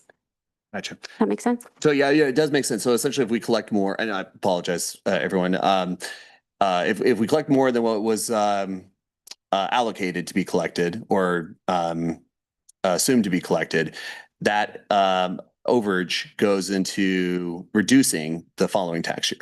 Correct. Okay, got it. Yes. Any other questions in regards to 718? All right, seeing none online. Great. Moving on to resolution 719. This is presidential authorizations for fiscal year 27. You usually do approve this in June. This is our large contracts that you see year to year. It has things that include our debt payments. It also includes all of our liability insurance, includes any of the major vendors that we do usually spend. Again, board policy is anything over $250,000 that isn't already approved, we bring forward through the year. These are the ones we know about at the beginning. Excellent. Any questions about these line items? All right, seeing none. Definitely a big utility bill. Yes, big campus though. Exactly, yeah. And that includes obviously all of our campuses, right? Correct, it does. All right, moving on to, I lost my place here. That would be all of them. That's all of the resolutions that are numbered there, so yes. Any further questions about the full grouping? Otherwise, I can accept a motion to approve all of them. Just a clarification, would it be appropriate to approve them one by one or as a batch? You can do either or as long as they're all approved. Mhm. And to make a motion to approve the batch, I'm a little confused as to how best to word that. From A to F. You just simply need to reference the resolution numbers and. Yes, that would be the cleanest way. Go ahead. In which case, seeing no further discussion or questions, I move to approve Resolution 715, the year-end budget realignment transfer resolution. Resolution 716, capital project supplemental budget resolution. Resolution 717, the FY 26-27 budget adoption and appropriation. Resolution 718, imposing and categorizing taxes in FY 26-27. And finally, Resolution 719, the President's annual authorizations for FY 26-27. Is there a second? Second. It's been moved and seconded. There is opportunity for discussion. We still have a little bit of time here, but would you like to speak to your motion, Steve? I think we've reviewed them all thoroughly. And the documentation we received this past week was helpful. I don't have any further questions or comments or need for discussion. All right. Jesse, Julie, I'm only just calling you out because you've been quiet and I want to make sure those online get a chance to speak or have any questions answered. Did you have any No. questions? I'm good. I Okay. aligned with what Steve just said. Excellent. Great. Thanks for letting me double check on you. Any other further discussion? All right, seeing none, we'll move to a vote. All those in favor of approving the resolutions 15, 16, 17, 18, 19, signify by saying aye. Aye. Those opposed? Any abstentions? All right. Thank you for answering our questions and presenting this. President Olson. I was wondering if we could take a bio break. Is the board amenable to a bio break? 5 minutes. Yep, 5 minutes. All right, we'll go ahead and do a 5-minute bio break. Take care of yourself.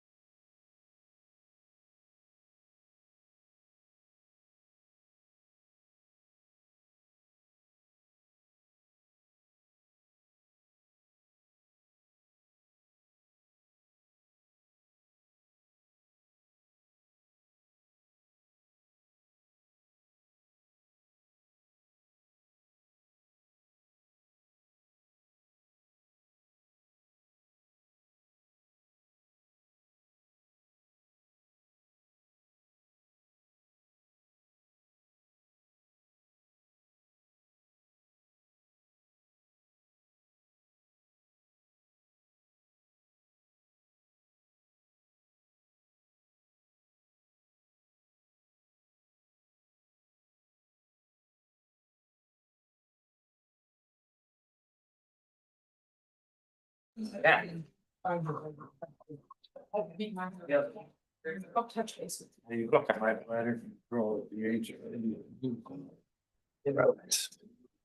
good. Are they only get 15 minutes? I don't wear a Only get 15 minutes?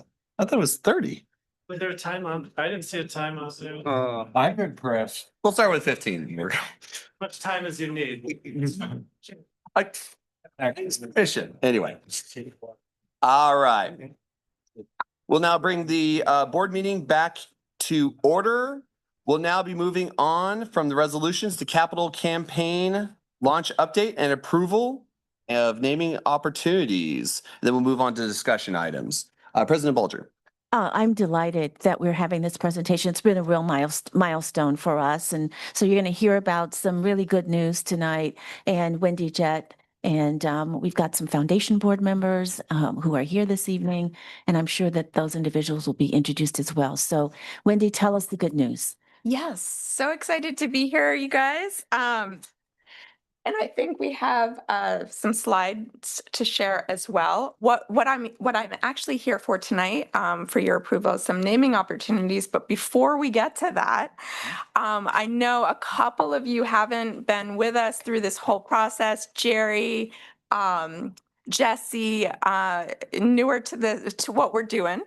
So I wanted to go through a little bit of the history. The rest of you also, it's been a little while since I've been up here. So want to make sure we all remember how we got here and what we're doing.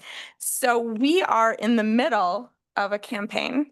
It's been a quiet phase so far, but that doesn't mean we haven't been doing amazing work. And we are on the precipice of launching the public phase of our campaign this fall. So in the next slide, you can sort of see how we got here.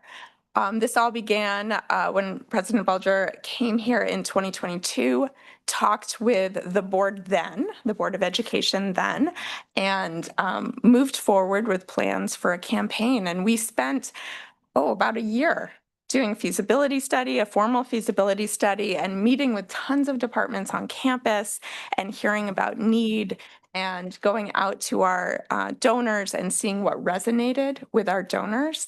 And we were able to form an initial case. We did our initial leadership and major gift solicitations.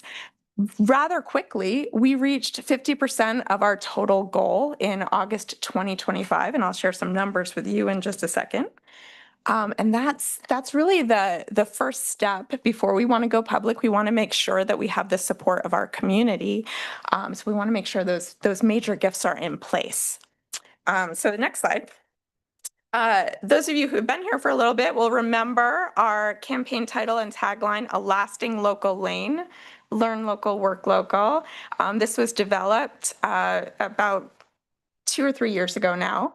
And again, it's something that's really resonated with our donors so far. Next slide. So this is the big exciting news, the goal. I know many of you have probably heard about this in the quiet phase on the down low, but now it's official. I'm here, I'm at the microphone to tell you that our goal is $30 million. And we have raised to date over $19 million from our amazing community, from so many people in this room, so many of you. So thank you. And we have 3 major buckets and priorities, and I'll go through them. I don't want to take up too much of your time this evening. You can see them initially there, and then I'll go through them on the next few slides. So the next slide, our timeline. So we do long-term fundraising at the foundation. When we come up with these priorities, we work on them for a length of time. In this case, it's a 7-year campaign period, which is pretty typical for a campaign of this size. It's very similar to our previous campaigns here on the campus. Our campaign count began July 1st, 2023, with some initial look back gifts, and we're going to end our count on June 30th, 2030. And so we're right in the sweet spot where we're going to go public in the fall and encourage greater participation. So the next slide. The first bucket of our 3 buckets is student support. A goal of $15 million for this bucket. We've raised to date $8.6 million. And one thing I should know is instead of regular honorary chairs. We're having donor champions for each of our buckets. We wanted to do this to highlight some of our transformative donors in each of these buckets, and also to have even wider representation out in the community, more spokespeople for us, more advocates for the great work that the college is doing. The donor champions for this particular bucket of student support are Ellen Yordi and Paula Chan Carpenter. Paula is here today. So this is really, this is our core competency, right, at the Foundation Scholarships. Actually, this week, my team is doing scholarship matching. We're set to announce scholarships in mid-June, and we're right in the thick of it right now. It is amazing work. We are going to award over $1.5 million in scholarships this year. It is so inspiring. If you guys ever get sick of the politics, come on over to my office. I'm sick We of it. will read some of the words of these students and you will be inspired, I promise. It is amazing what the students go through to get here, to succeed. It is really why we are here. And so it's amazing. So scholarships, also basic needs support. I want to call out one particular group on campus, the CARE program run by Rebecca Ramos over in the Career Pathways office. I know Steve's a donor to that program. And this is where our students can go and turn to for basic needs, emergent needs. What's amazing about their program is they don't just hand a check over to the students, they do counseling to make sure the students don't end up in the same situation next month. So I also like to make sure our faculty and staff know that resource is available, because students will often express need in a classroom. And so if anyone who's listening has a student that expresses that need, please send them to CARE. And that is a great place on campus for those resources. So that is another thing that we are trying to expand support for. Under this category, we also want to expand our student outreach and onboarding, and we want to create a more welcoming physical space in Building 1, get some new furniture in there, get some more resources for our students and staff and our student achievement coaches in that space. Our next bucket, state-of-the-art equipment. The goal is $5 million. This is primarily focused on the iTech building. This is because that was the newest building on campus. Right when our campaign started, the equipment in there is quite expensive and necessary for those trades programs. So that is the primary thrust of our fundraising. However, we also honor within this category the many, many donors of equipment needs all across our campus. We have donors to our graphic design program to buy scanners. We have donors who donate sheet metal to our welding program. I mean, it's amazing what the donors in our community can do. There's some examples there. Our donor champions for this category are Steve Wildish and Irene Altucker, who are here this evening. So thank you guys for being the faces of that priority. Our third priority is forging career success, work experience, and program excellence. Our goal here is 10 million. We're getting really close already to the goal here. I don't know if we might want to expand that in the future. We will see. There are two main ideas under this category.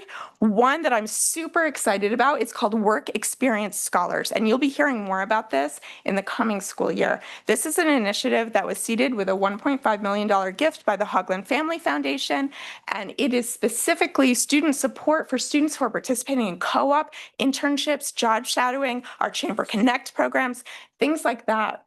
Where our students can actually get those experiences. That costs a lot of extra money. If you work and you're going to school, you can't just stop working to do an internship or co-op and without some loss of income, right? So we want to give them some extra support during those terms in which they are doing those programs. We're working with our fabulous co-op faculty to develop that this summer, and other college programs to make sure that our students have full access to that. So I'm really excited about that. So look for more information in the coming year. That will start in 2027. This category also captures all of our amazing donors who give to our programs and departments. So we've had donors seed our respiratory therapy program, Rebirth. We've had, obviously, our amazing partners at Peace Health funding our nursing program. for our donors who fund visiting artists on campus, our Small Business Development Center. I mean, the list goes on. Pretty much every department and program on campus has donors to it, and that is amazing. They're employees, they are community members, they are in some cases students who donate to these programs, and so it's just really inspiring to see everyone come together. So the next slide, naming opportunities. So that's the action item tonight. So we worked about 2 years ago to come up with naming opportunities, again, specifically in the iTech building. That's where our equipment funding is going. And so these opportunities, we're going to bring back more to you, I hope, in the next few years through 2030, as we offer those opportunities to our community to inspire donations. As you know, naming opportunities are not just about honoring our amazing donors, but they're actually a great form of peer pressure for other donors to give when they see these amazing people who have donated. They want their name up there too, perhaps. So it's a really great way for us to advertise the opportunity of giving to our community. And so the last slide, how can you help as a Board of Education? Obviously, build those external connections. You guys have so many connections in the community. Tell them about the college. You don't have to make a financial ask of them. Our team can do that. I'm not asking you to do that, but encourage them to think about how they support the college and to do it in a meaningful way, whether it's through engagement with our alumni network or a financial contribution to the campaign. You are strong voices and people trust you. So please, please get the word out there. Continue to get talking points from Dr. Bulger as we collect them for the fall. We'll have in the fall a website up and running. If you're interested in some of the naming opportunities, perhaps yourselves, on the following pages, there are some naming opportunity levels that we developed, again, a couple of years ago with our facilities team and the programmatic teams that were there at that time in the iTech building. So that is my report on the campaign, and you have another sheet in there with the actual naming opportunities that you would be approving tonight. And it is, let's see how many we have, 1, 2, 3, 4, 5, 6 opportunities in there that we would love your approval on. We would start working on signage because it takes a few months to do that. So that's why I'm here today, even though we wouldn't be launching this until the fall. So yeah.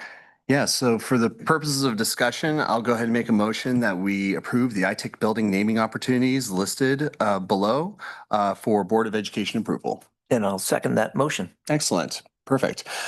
Is it without objection? Can we add 5 minutes to the time? I'm sure we have some comments and questions that we have for this process. I talked too long. Oh, no. You did absolutely perfect. I'll speak to the motion and then we'll move on. One of my first complaints I received as a board member was from my mom, who essentially said, hey, I see all these numbers on these buildings. If you put names on those buildings, then, that'd be helpful and you could raise some money that way. So I'm really happy to see this. I want to thank the donors and their generosity. I want to also just make a call out to the community that, yes, you could leave a legacy here, a literal legacy here at Lane Community College with one of these opportunities of naming and so forth. But I also know it's a hard time for people too, so if you're able to contribute, $250, $100, $50, $25, even those have a big impact. I also want to shout out to Julie Wiseman because she shared with us the food pantry. And the foundation has a fund for the food pantry. Absolutely. If you are in a rural community and you want to support the small rural school districts and helping those kiddos get over here to Lane Community College, there's scholarships specific for those school districts. If there's a population of students that you want to help support, they're out there.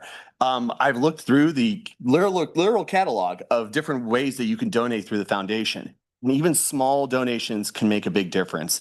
Even by drops, a bucket is filled. And I want to encourage the entire community to get involved in this. If you want a wonderful evening, the foundation has a wonderful dinner and fundraiser where you get to hear the stories of our students and everything. I want to thank the foundation staff. I want to thank the foundation board members for your service and your continued support. continued support throughout this process, and to all the faculty, classified professionals who've also donated, as well as my fellow colleagues and board members. We'll move on to President Olson, and then we'll move on to other things. I was just wondering if we could get those actual naming opportunities list up on the screen or anything. Would you like the ones approving this evening or the big list of? The ones approving this evening. Yeah, thank you. And I'm happy to walk through them if you want, whatever you need. Yeah. I read them previously. I was just saying for the sake of clarity so I could read them again. Yeah. Excellent. And if you have a question, just let us know. Kevin? Yeah, thanks, Wendy, for your report. Thanks for your work. I mean, to have 60+% of the goal in pocket before the public campaign really speaks to not only a well-run campaign, but speaks to your staff. Some of your staff is here tonight, speaks to the foundation members who volunteer their time, but really it speaks to the community trust and confidence that they have in this institution. So that's what it tells me. Thank you for your good work. Obviously, one of the naming opportunities has my family's name on it. I fully support this list, but I will be abstaining from the vote. Understood. All right. Any further questions or comments? Online, I can't see you, so if you have a question or comment, just raise your hand and I'll be able to see it. Go ahead, Jerry. Just briefly, Wendy, thank you so much. I was very impressed by this campaign and I look forward to being more active. Thank you, Jay. Excellent. Julie? I just want to kind of echo what Kevin said. I mean, I've done capital campaigns for nonprofits before, and they are amazingly difficult. And I just want to applaud you. And I also applaud the work that you've been doing to just get the reputation of LCC, its innovation, what's possible, and the support, the excitement that you all have for students and how they're participating. I mean, it's just amazing. And I just applaud the work that you're all doing. And thank you so much for doing this on behalf of the community and students. Excellent. Jesse, go ahead. Just very, very briefly wanted to say thank you, Wendy, and everyone at the foundation for all their work, and really excited to help play a role moving forward and raising more money and continuing to help you all do the amazing work that you're doing and doing so well already. Excellent. Just very briefly. Yeah, go ahead. Just wanted to thank you all as well. There's several foundation board members in the room tonight, and several of those that have given very generously. So thank you all. We're very appreciative and lucky to have you here, to have you, managing the foundation board and to be lead donors. So thank you so much. I also wanted to just briefly shout out Grant Matthews, a staff member who's also going to have his name on his wife's name, I believe, on one of the rooms in the iTech building. Thank you for the donation. Absolutely. First off, it was a pleasure passing this policy to allow us to, change names of buildings, classrooms, and so forth, and getting clarity of how that process and so forth. Now, are we going to be getting report backs of new names on a quarterly basis, or is it a fiscal year basis? I hope it's quarterly. I want to bring them as a group, so I won't just bring them one at a time. Yeah. Hopefully we'll do a bunch at a time. So whatever is reasonable for that. Excellent. Well, I look forward to the future. I'll call it a batch. I'm sorry. Batch of naming opportunities in future meetings. Look forward to it. Any further questions, comments? All right. Seeing none, we'll go ahead and move to a vote. All those in favor of the iTech building naming opportunities for approval for the Board of Education signify by saying aye. Aye. Aye. Those opposed? Any abstentions? Abstain. Oh, yes. All right. Thank you so Thank you. much. Appreciate it. Thank Yes. It's Wendy. We'll now move on to discussion items. The first one is the governance annual report. President Bolger. Yes, this is an annual report from our College Council co-chairs, and the audience and the board may remember that I am the vice chair of the College Council. So I'm introducing Amanda Blunt and Maggie Wright.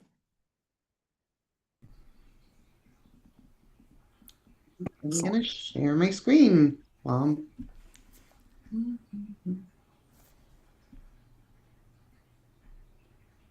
while Amanda is getting her screen shared, can everyone hear both of us okay?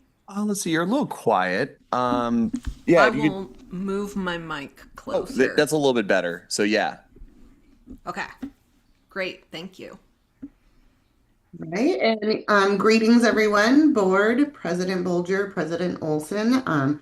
As President Bolger mentioned, this is the College Council Annual Report. I'm Amanda Blunt. I'm the Project Coordinator 2 in HR focused on people experience. And I am Maggie Wright, she, her.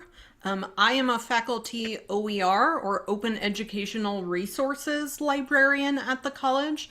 I currently work with instructors to switch from using $200 or $300 conventional textbooks to using free resources that students can access without spending any money. I do want to say that unfortunately, my position is the librarian position that is being eliminated by the college, but I hope that this sort of program that is being mindful of textbook affordability issues can continue at LCC, even if this position doesn't continue. So I'm in this role for about 10 more days, so I'm kind of thinking of like limited time only. The next time you see me, if I'm here, I may have a different job title. So nice to see you all tonight. All right, so tonight we are gonna cover just highlights from the year, focusing on our governance system, the College Council itself, the progress we made throughout the year, things we're looking forward to for next year, and then we'll give you opportunity for questions. So we are here as College Council co-chairs, but we're really representing the entire governance system at the college. And this is the planning and the policy making body. The governance system is made up of 5 different councils. The College Council is the main kind of like top council that is responsible for strategic planning, effectiveness, and also coordinating the full system.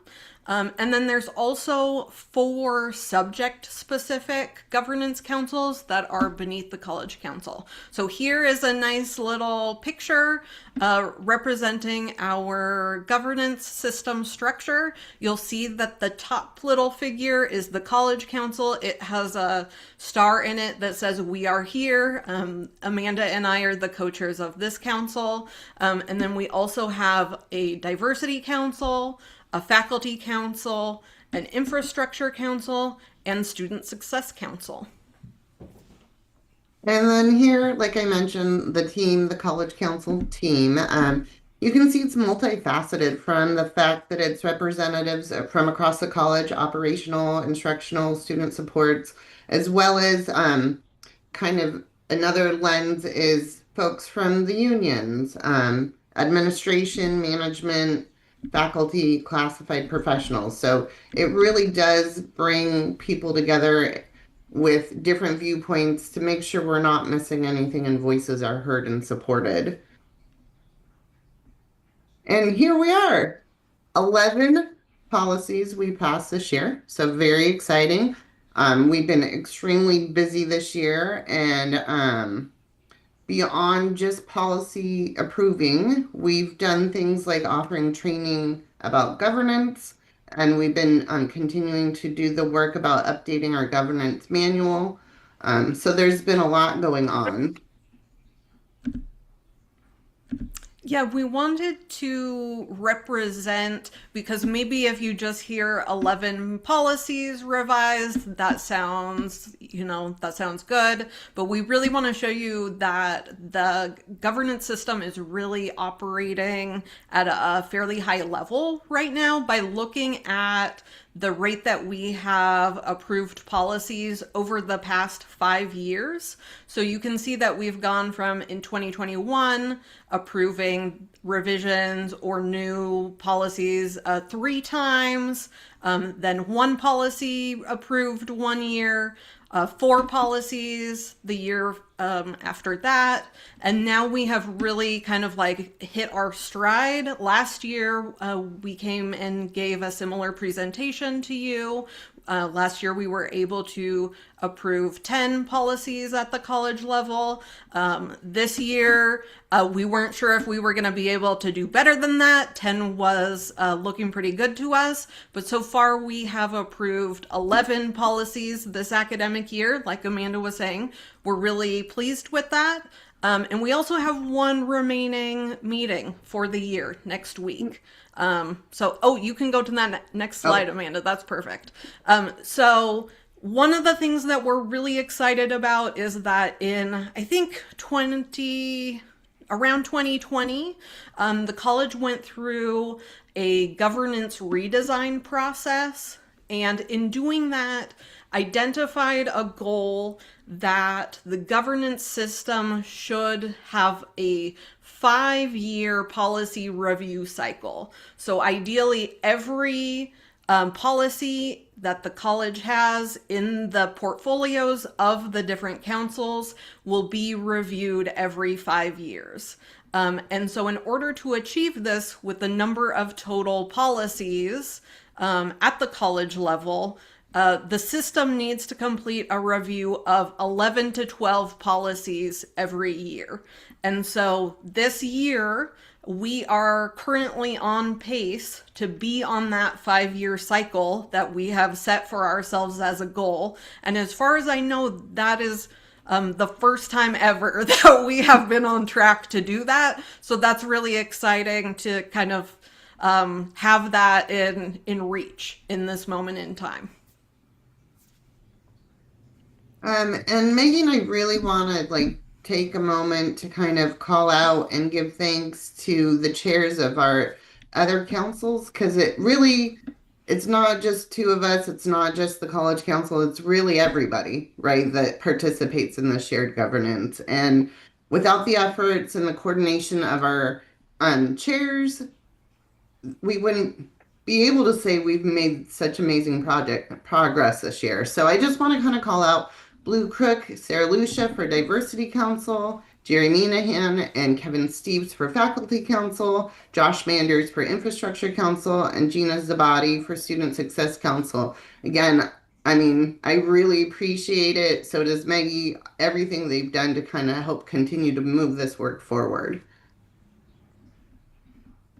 So last year when we gave this presentation, I think we were here maybe a month later after the academic year had wrapped up, and we were able to announce which of the councils had been able to get the most policies passed.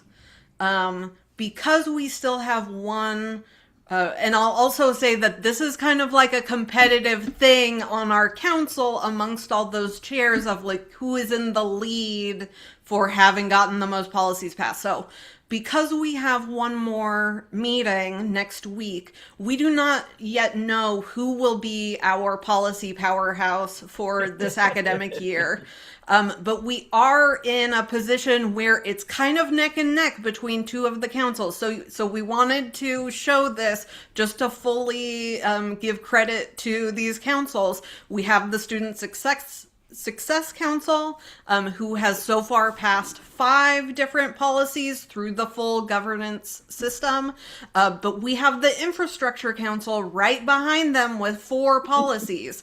And then you'll see in this little box to the side that at our meeting next week, we have 4 different policies, 2 from the Infrastructure Council, 2 from the Student Success Council that are eligible for their second read at College Council, and so they could theoretically be passed next Wednesday. And so at this point, it's really anybody's game. Either of these councils could be our policy powerhouse for the year.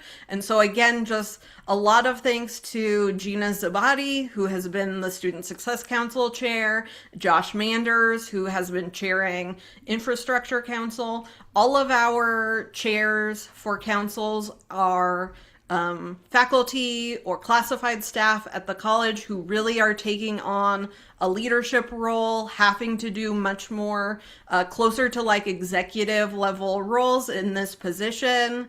And so just a lot of thanks and respect to all of those folks.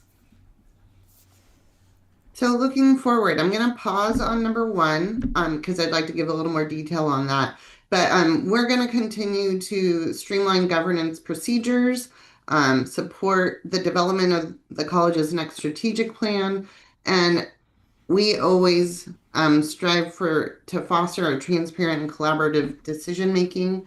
Other little tidbit I wanted to add is something that we did this year was to further involve the students by making sure when we have a notice and comment phase for our policies that are under review for revisions, we now put them in the Titan Times. So the students also have more access to be able to give us feedback in a more timely manner. So we're really excited to kind of have a full year of that next year. And as President Bolger mentioned, we are implementing a student governance mentor program.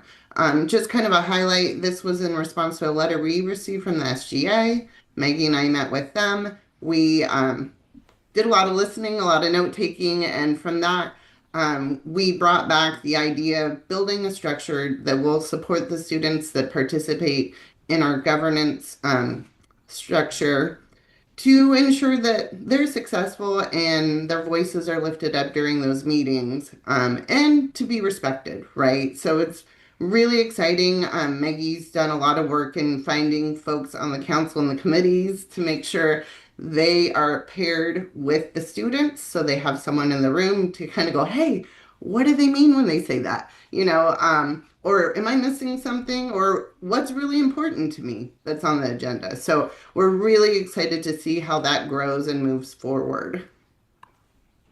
And we couldn't do this without Nicole Vickers. So giant shout out to Nicole, woo, right? Without her, because I know these are the things that happen in the background that we're not always aware of, but without her, we wouldn't stay on task sometimes. So it's very appreciated, her time and her effort and participation in this whole endeavor. All right. Any questions? Thank you for listening, and thank you for giving us this time this evening. Excellent. Any questions? We got President Olson and Kevin. Go ahead. Well, first I want to say thank you on behalf of student government and the students for that pilot program. We are very appreciative that we got such a kind response to our letter, and we'd also like to further that thank you to Nicole Vickers for her sustained support. I just have a few questions, possibly one. I'm not sure. I know us as student government, we try to follow Oregon public meeting law when it comes to the way we hold our meetings. I was curious, does that same like rule, or do you guys try to follow that just as closely for the governance councils? Do you want to take that, Maggie? I can take a pass at that. My understanding is that the level that our shared governance meetings are at do not require us to follow Oregon meeting law. We are not, I mean, this is not to diminish the work that we're doing, but the shared governance system is kind of like not important enough, even though we are doing important work on behalf of the college. We're a lower level below the Board of Education. And so we do make an effort to post our meeting minutes. We make an effort to send out our agendas well in advance so that all of our members can be well informed and prepared when they come to our meetings. We have a number of rules in our governance manual and in our governance operations manual for how we are conducting our business as a shared governance system and on each of the councils, but we do not always follow the rules as strictly as is required by the Oregon meeting laws. And Good before question. And before you continue, is there any objection to adding 5 minutes to this item? Seeing none, go ahead, President Olson. Well, thank you. Your efforts don't go misplaced or unobserved. We greatly appreciate it. Thank you so much. Excellent. We'll do Kevin, and then I'll put myself in the queue. Thank you, Maggie and Amanda, for the presentation. So just a couple observations. You two obviously work really well together, so that's impressive and appreciated. And you obviously care very much about the process, so thank you. So as you know, good governance isn't about agreement always, but it's more about making a space and a place where, you know, substantive discussions can take place and different perspectives can be debated and things can be thought about. So obviously that's happening. My question to you is, are there aspects of this process that are working particularly well in that regard? That's a really interesting question, especially in the context of our shared governance system, because while all of our councils are operating democratically, we are actually striving and a board policy charges us to make every effort to reach consensus in our decision making. And so that is, we interpret that to mean that no one has voted no on any motion that is approved by the councils. And so as you can imagine, that is particularly challenging at times. It is a really interesting situation to be in as a facilitator, a co-chair, and leader of the council and in the governance system. But I think that what we are finding is that when people do have the space to discuss and have some discourse and share their opinions, when they feel like they have been heard and they have heard their coworkers speak and they have heard from students about particular topics, it is actually a lot easier to reach consensus than you might think on some of these decisions. I find that people are really interested in trying to be collaborative and move decisions forward. And so that has actually been pretty inspiring in doing this work. Thank you. Excellent. First off, thank you for the time, effort, and just everything that you do for this shared governance process. We value greatly from it. In regards to the strategic plan, I was here when we first developed our current strategic plan. I wanted to ask if you could describe to, especially with our newest board members, what that strategic plan process looks like, what those discussions would look like, and the shared governance process in the creation of the strategic plan. That's a really good question. We're full of good questions today. Yes. And this might be a little challenging for me to answer, but I'm going to take a pass at it. The last strategic plan that was approved by the college, I was the chair of the infrastructure council, and so I was a member at that time of the college council, although I was not as involved. And at that point, the college council reviewed the strategic plan and really just voted on it in the process of it being brought to the Board of Education.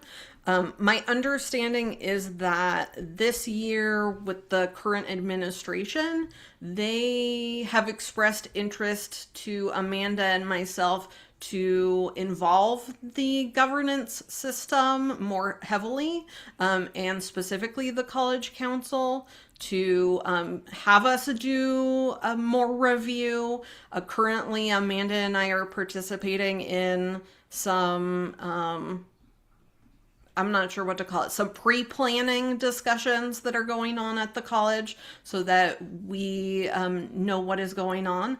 I do not know the specifics of the process to expect for next year, but I have heard that there's wishes to really make sure that the governance system and all of these voices are incorporated and have the opportunity to listen and give feedback to the strategic plan. I don't know if there's anyone in the room there that can offer a little bit more like process, structural information.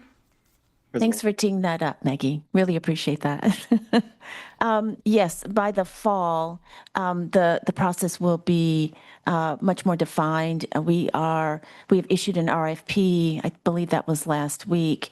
So we are going to engage someone from outside the college to assist us with this process. And I do have in mind a comprehensive process involving our internal employees and also the external community. And so it was really important to me to have Maggie and Amanda part of the pre-planning that we're doing right now with the Community Vibrancy Series.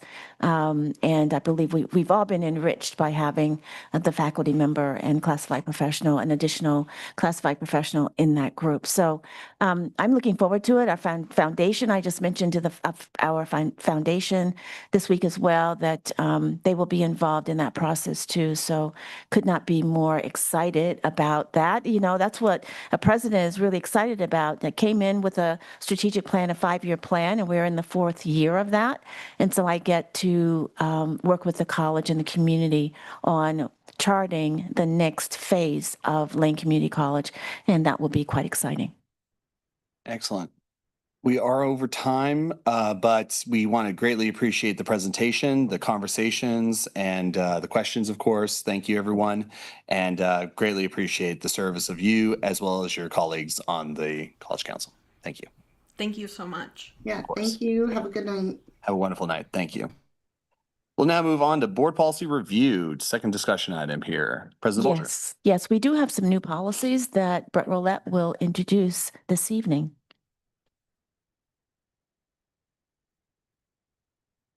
Go up higher chair. There we go. Good evening. This evening, I bring to you 7 policies for a first read. 5 of the policies are scheduled for their regular 5-year review. Of those, I just want to point out there's no revisions recommended except for Board Policy 3541, sexual assault. And that was just a small issue with copy. It looked like about 12 years ago, there was a copy and pasting error that just kind of has carried forward ever since. So we got approval from legal to recommend a small correction on that. The other 2 policies that are included this evening are a result of legislation passed during the February session. These are policies that we received from OCCA as a subscription to the policy library. Anytime there's legislation or administrative rules that are passed in Salem that impact board policies, Karen Smith, legal counsel from OCCA, reviews it and recommends corrections or additions to board policies. So the first one, Board Policy 3506, is an existing policy, protection of immigrant students. And what we are recommending for this policy is the addition of language. The legislature passed in February House Bill 4079, and that requires colleges and universities and school districts across the state to have board policies that specify when federal agents are on campus partaking in immigration activities, that the college will notify students of that activity and the college community. So we do have a board policy in place that already specifies some of this, but there are additional requirements in the state law, such as identifying an administrator or administrators that are responsible for confirming the presence and sending out those releases. And then there's training requirements and so forth. And so that is the language that you'll see proposed to add to Board Policy 3506. And Board Policy 7610 is a brand new policy. This also addresses legislation passed in the February session. This time it's House Bill 4138. And I'm sure you're aware that Oregon is a sanctuary state. We already have laws that prevent public employees from assisting federal agents with immigration-related activities. The legislature felt, though, that it was important that it be very clear to public employees that these laws are in place. So the law that was passed, House Bill 4138, just requires that institutions have a board policy that specifies that. So that's the language for that policy. Happy to answer any questions if you have them. Any questions in regards to the policies, especially the new ones? I do have a question in regards to the last part of page 10 there, which is the procedures will be posted on college website in any language that's regularly used to communicate effectively with students. Are we using essentially the state, forgive me if I say this wrong, commonly spoken languages in Oregon, which is essentially like Spanish, Chinese, Vietnamese, Russian, Korean, French? And so are those the languages that we're utilizing for this? Was there guidance with the state law on that? The way the law is written is it's the languages that we commonly communicate to our student body in. So, for example, Chemeketa Community College, that's an HSI, they do make it a part to produce many of their materials in Spanish as well as English. So for them, the requirement, the expectation would be that they post that in Spanish on their websites. On our website, we do have a little widget in the bottom left-hand corner that allows you to switch between one of 5 different languages, the 5 most used languages from students at our institution. So that's how we would meet that requirement, and the procedures that are supported by these board policies will be worked out over the next few months.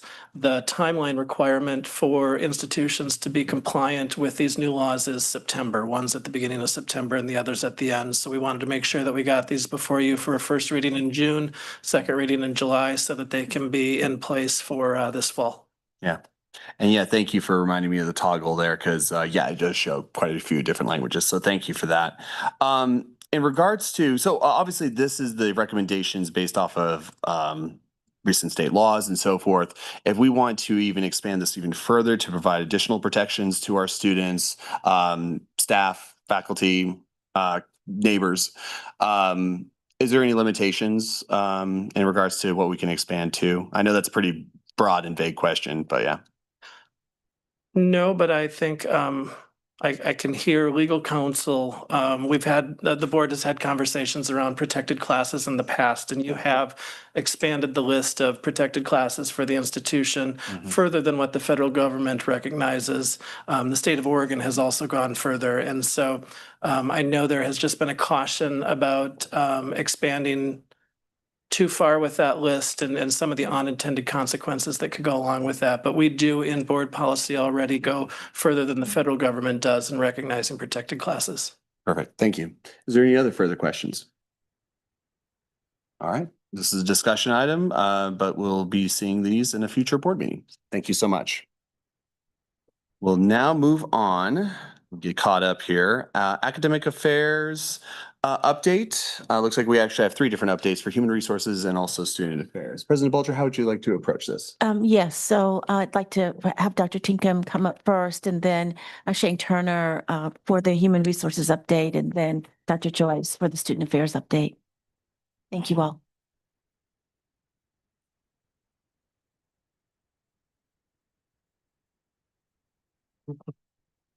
Good evening, board members. As we approach the end of the spring term, I want to highlight a few examples of the outstanding work happening across academic affairs. And I know that you've received my report, and I trust that you've reviewed that, and I'm happy to answer questions about its content. One area of particular success has been workforce and career-connected learning. More than 540 high school students attended our annual Trades Expo just this past spring. This is the largest attendance in the event's history, where students explored hands-on career pathways alongside faculty and industry partners.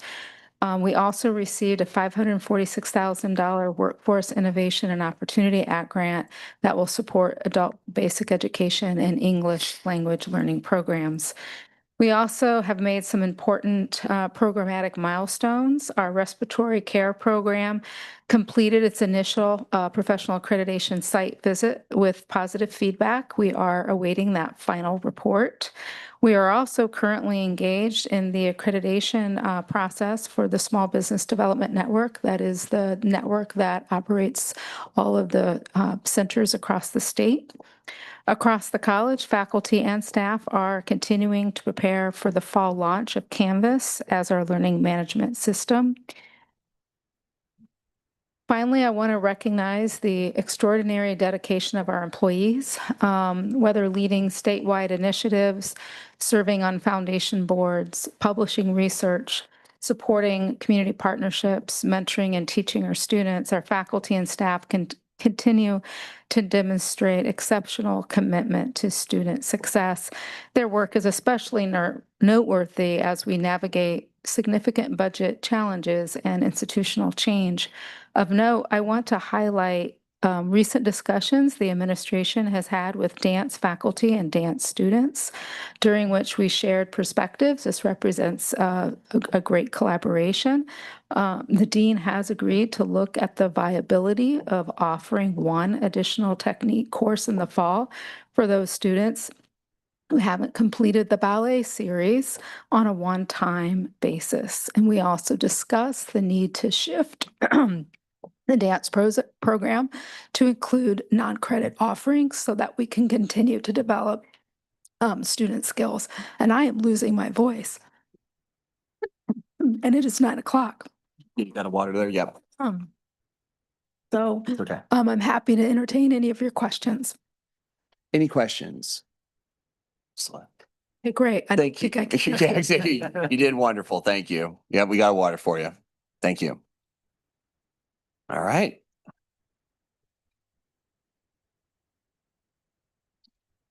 Good evening, President Olson, President Bulger, members of the board. In your packet tonight is the information report, which is the Gallup survey results that you heard about a little bit earlier. I wanted to just give you a little bit of context with that report and talk to you a little bit about what we're doing in response to it. As you look at the scores, you can see that we've lost some ground in our results this year, roughly erasing the gains that we had made last year. So we're still better than where we started, but have some work to do. That work has already started. You heard some mention of the campus work groups that are working on the budget reduction process through this next year. Despite what you've heard, we've actually gotten really good response from our employees. We have 46 employees across 3 work groups. 30% of those groups are made up of faculty, and so we're grateful for the participation and the contributions to getting this process and improving it going forward. Later this month, we'll be bringing in the Gallup folks to conduct additional training for our managers, and that will dovetail with the retreats that we have planned for both the cabinet and for managers this summer.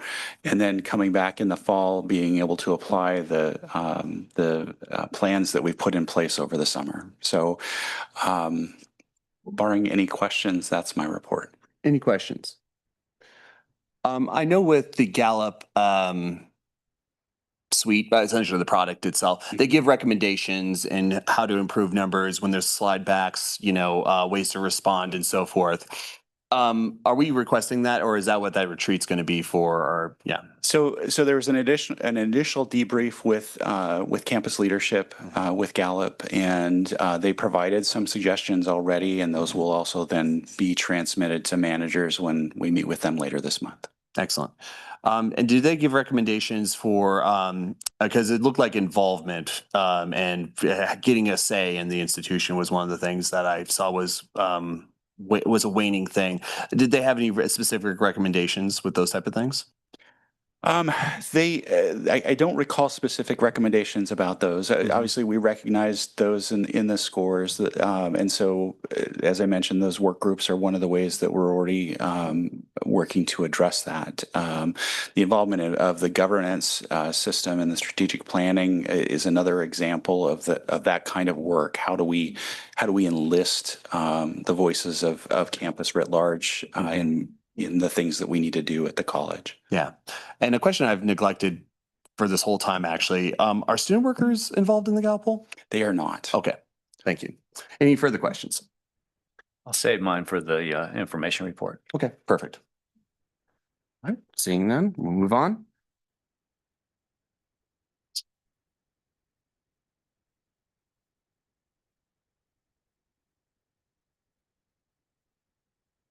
Hello, good evening, President Olson, President Bolger, Board of Education.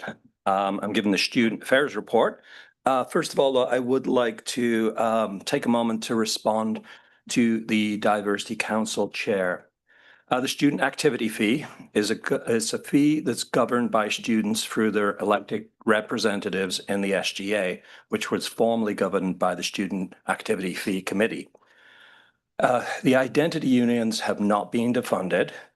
For example, there have been numerous recent events, such as a NASA Salmon Bake, Know Your Rights workshops through METCHA. The PCU had an event named the Hawaiian Epistemology, the Role of Aloha in World Transformation. Future events by METCHA, Celebramos. GSA is having a Party with Pride event, and NASA is planning a retreat where they'll visit the Siletz Reservation. And the Neurodivergent Student Union is holding the Fidget Fest. These events and more are being funded through the SGA and the student activity fee. Recognized student organizations continue to have access to funding with approximately $88,500 available this year. Yes, the processes have changed, and I'd welcome the opportunity to meet with the Diversity Council Chair to discuss their concerns. And on to some of the great things happening. This month, we had high school visits from Creswell, Willamette, Springfield, North Eugene, and Cottage Grove. They got registered for summer and fall courses and prepared to become LCC students by attending campus tours and participating in starting strong college workshops. And we got a quote from a counselor at Cottage Grove High School. Hi, Rosa Maria, thank you for organizing this event. I was really impressed by how smoothly it ran. The Start Strong workshop was a great chance for students to reflect and learn about resources, and the advising and registration process was well supported. The whole process was so thoughtful. Kudos to you and your team for another great event. Here's a student quote from the event that the counselor sent. Why do I feel so much at home? And later, I'm so happy. Sincerely, Emma. Staff from LCC and the University of Oregon financial aid departments attended their second annual Eugene Emeralds Game Together, and the Ems won. These two groups are seeking other events to attend together so they can get to know each other better as part of our Duck Lane partnership. Also, more on baseball from athletics. Lane Titans placed second in the NWAC tournament. This is the best finish for the Titans since 2004 when they won the championship. Congratulations goes to Josh Blunt, his assistant coaches, and the student athletes for their amazing accomplishments.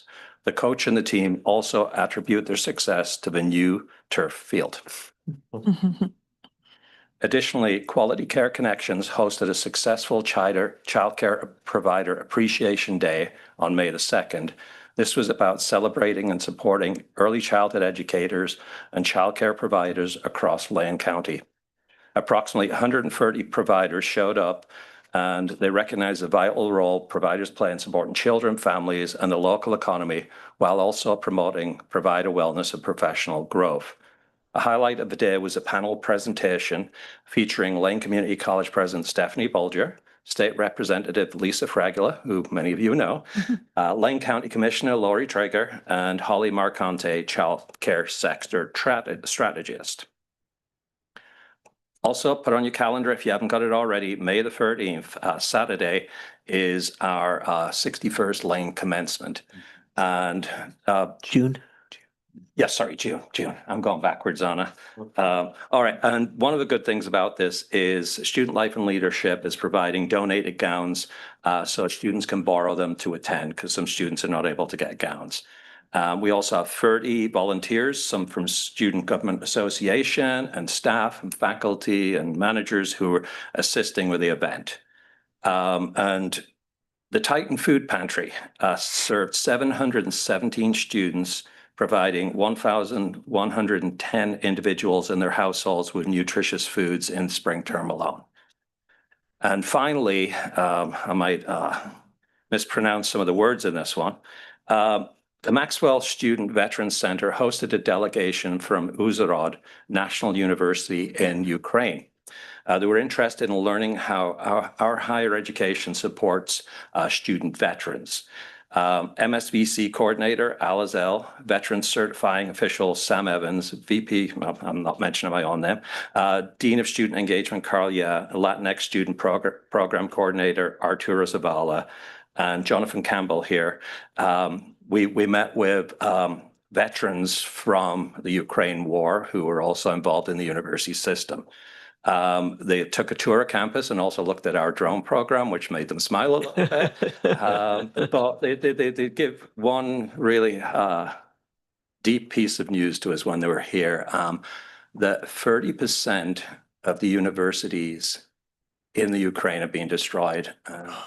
Of that, 30% of the staff and faculty and students in the country are either displaced or are dead. And that's how sobering it is over there. And I just thought that was worth bringing up. Anyway, just the things that we do here at Lane Community College are connected across the globe. Anyway, thank you. If you have any questions. Any questions? Yeah, Steve, go ahead. Just a quick follow-up on that student fee that we heard about. Yes. I appreciate you giving us some additional context. So what was presented anyways was that up until last year, I guess, or this year, there was about $9.50 allocated across per year. I wasn't clear on that per student, et cetera. You can answer that question in just a moment, but $9.50 that's been, eliminated according to that presentation. And I think you seem to suggest that you have sort of, picked that up, the funding the activities that funded have been sort of funded in other ways. Is that true? Is that a one-for-one? Is there a loss? I just want to get clear. No, actually the student government actually voted to charge the same student activity fee this year as it did the year before. So the actual number did not change, the dollar amount. And if you want to speak, but the process moved from the Student Activity Fee Committee to student government. You want to speak on that? President Olson, yeah.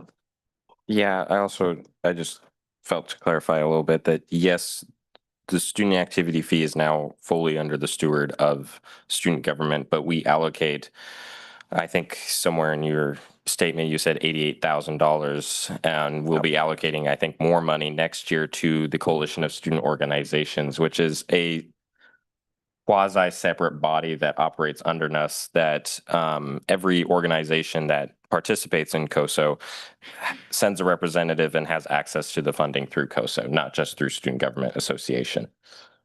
So just to be clear, the total dollars available has not changed. The process by which you access them has.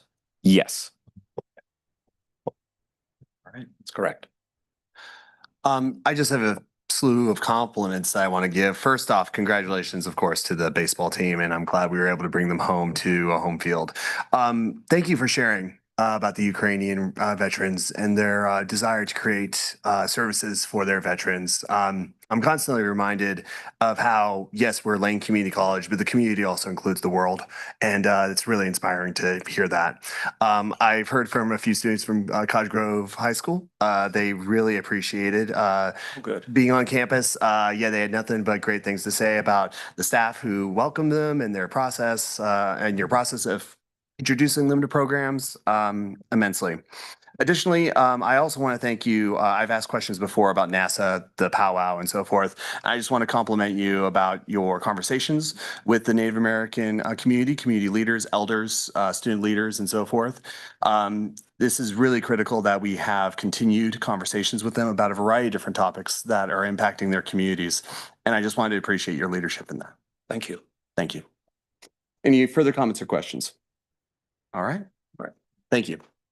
We'll now move on to the information reports. Kevin, I believe you had something?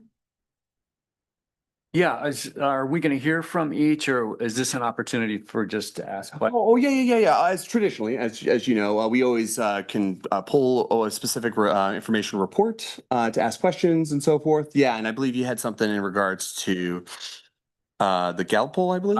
I do have some comments about the Gallup poll. Okay. So, we talk about the importance of campus climate, and that is critically important. And it's important to understand that the Gallup poll measures a very specific construct, and that is engagement, employee engagement, which is an important part of overall campus climate. And the board should have questions about that for sure. But I just want to bring it back to that idea that the Gallup poll measures a specific thing. There are many other things that are included in campus climate that we should think about perhaps in the future, and including board behavior, workplace relationships, workloads, and resources available, labor relations, student environments, organizational change, which we have experienced, a rapid rate of organizational change here, and external factors that are outside of everyone's control, such as financial support from the state and other economic uncertainties. So I just would like the board to consider a future conversation about maybe improving, working with the president to get her suggestions and ideas to improve the idea of how do we measure campus climate as opposed to a fairly narrow and important component of overall climate. I was glad to hear Shane talk about steps that are already in motion to address some low numbers. And I would be interested in learning more about that, and also interested in information, updates to the board as that process goes along. Thank you. Thank you. Is there any other questions or comments in regards to the reports given? I do. Let me see. In deference of time, let me just see here. Yeah, totally. The facilities report. There was a note in the facilities report about classrooms will be fitted with new lock hardware. And my question is, how is that addressing some of the concerns that we've heard presented to this board in terms of classroom safety during an emergency or a lockdown situation? Do those new lock sets address some of that or all of that? And I wonder, Kara, I don't think that Jennifer Hayward's here, and I'm going to ask Kara to come up and respond. That I don't know specifically, but I'll follow up with Jennifer and get the information for you. okay, yeah, that was intriguing. And She then says yes. she says yes. Thank you, She's- Jennifer. Where are you? She's online, I think, so. Okay. Yeah. Fantastic. Thanks. One other quick. Nope, not for you. Well, maybe for you. I don't know. There was a note in the bursar's office report that was. Sounds like you. Hey, we collected $400,000 in past due student accounts dating back to 2022, while simultaneously using increased outreach efforts and flexible resolution options to help students resolve their obligations. $400,000. Congratulations. Thank you. Yeah, the team has done a great job.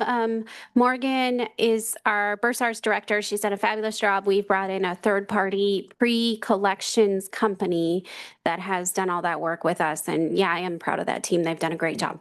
Because the board has, spent considerable time deliberating numbers at less than $400,000. So I congratulate Yes, you. and just to be clear, it's their payment plan structures. So they're not they're not all cash in the bank today, but they have done it. But thank you. And then the question is, are there strategies learned from all of that that could be applied to other places in the college? And that may be a rhetorical question. But, Yeah. okay. We'll look at. All right. All right. Great stuff. Any further reports and questions? I do have a question in regards to the HR dashboard. Thank you. So I've seen improvements in certain numbers. We've been following, obviously, we get this report on a regular basis. So it looks like we've been improving in certain areas. But I also see some declines in certain areas under legal sex by quarter and classification group and so forth.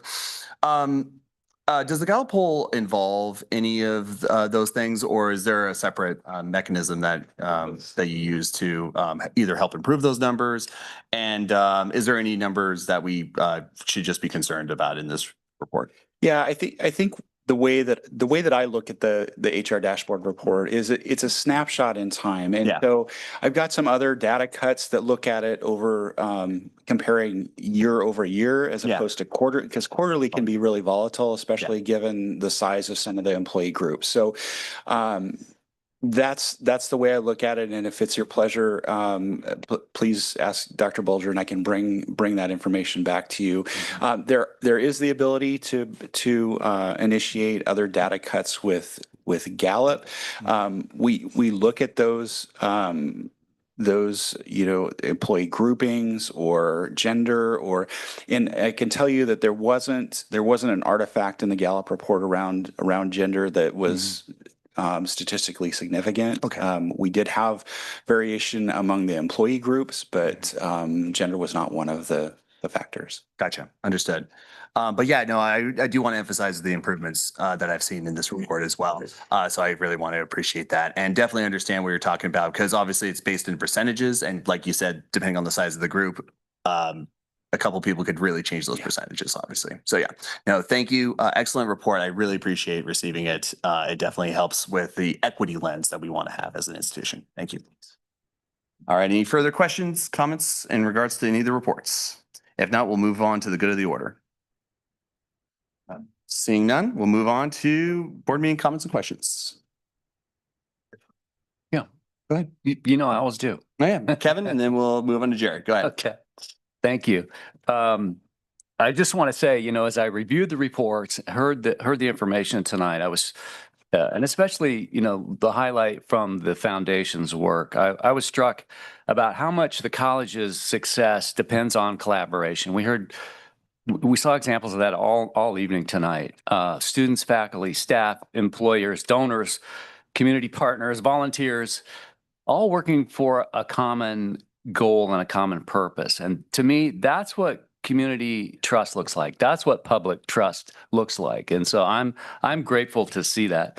None of the accomplishments that we heard about tonight could be accomplished by one single person. So it's many people pulling together to make good things happen for the college and stay focused on students and keep moving forward, even when circumstances are challenging sometimes. And that's something worth recognizing and building on. So thank you. Thank you. We'll go on Jerry and then President Olson. Jerry. Yeah, following up on the collaboration, this week, the tribal interests, Oregon Department of Fish and Wildlife and others breached a dam or a dike that had been in at the west end of our county and flooded 180 acres of brand new, or actually restored to 100-year level of free-flowing water. And what it essentially does is allow the smolts, the baby salmon, a place to get refuge. But 180 acres, that's probably one of the largest bioremedial efforts in the state of Oregon. And it's right there at Cushman, as just before you get to Florence. Thanks. Thank you for that update. Very important for the ecological dynamics of that area. We'll move on to President Olson and then Steve.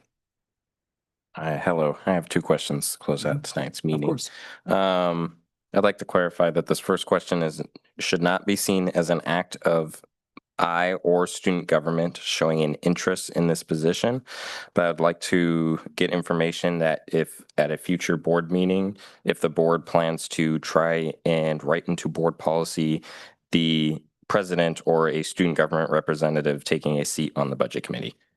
The motion that was made and approved by the budget committee indicated that we should recommendation for the board to have that discussion. And Jerry and I will be having a agenda setting meeting to figure out when we can bring that forward.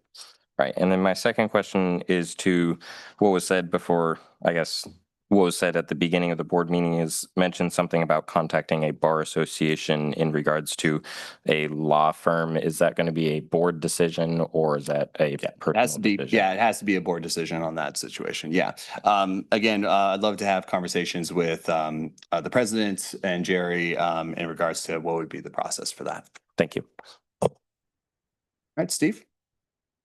Yeah, sorry to end. I wished I could have gone before Kevin because he always has an uplifting thing to say. And I think that's always the nicest way to end the meeting. Next time I'll try to squeeze in a little earlier. But I do want to, bring up an issue. I've heard it echoed a few times in the last few months by folks during public testimony usually. So, there have been complaints essentially shared with the board that when folks have been terminated, and we've had, many of those this past year because of actions taken by the board, right? So the president's acting on those actions.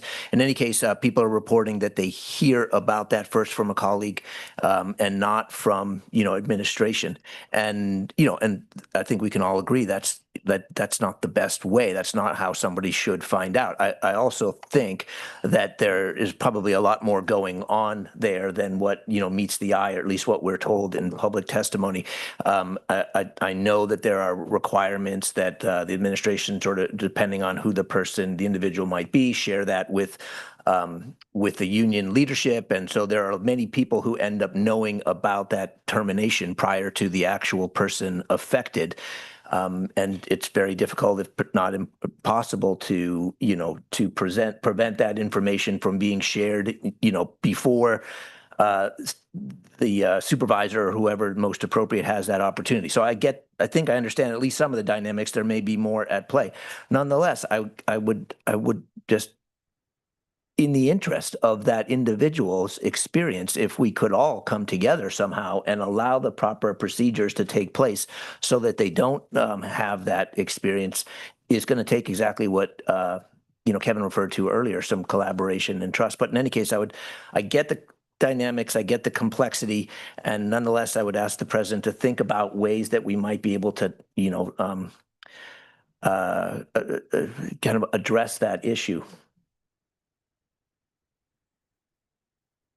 President Bolger, would you like to respond to that? No. I was just saying, thank you. Thank you. And I will certainly talk with the board about that. Excellent. Any further board comments and questions? Jesse, Julie, just wanted to make sure you had an opportunity. None for me. Thanks, Mr. Chair. Kevin should just be on a ditto button. Could I just do rinse and repeat and just have him say all that great stuff again? That would be my comment. Thank you. Excellent.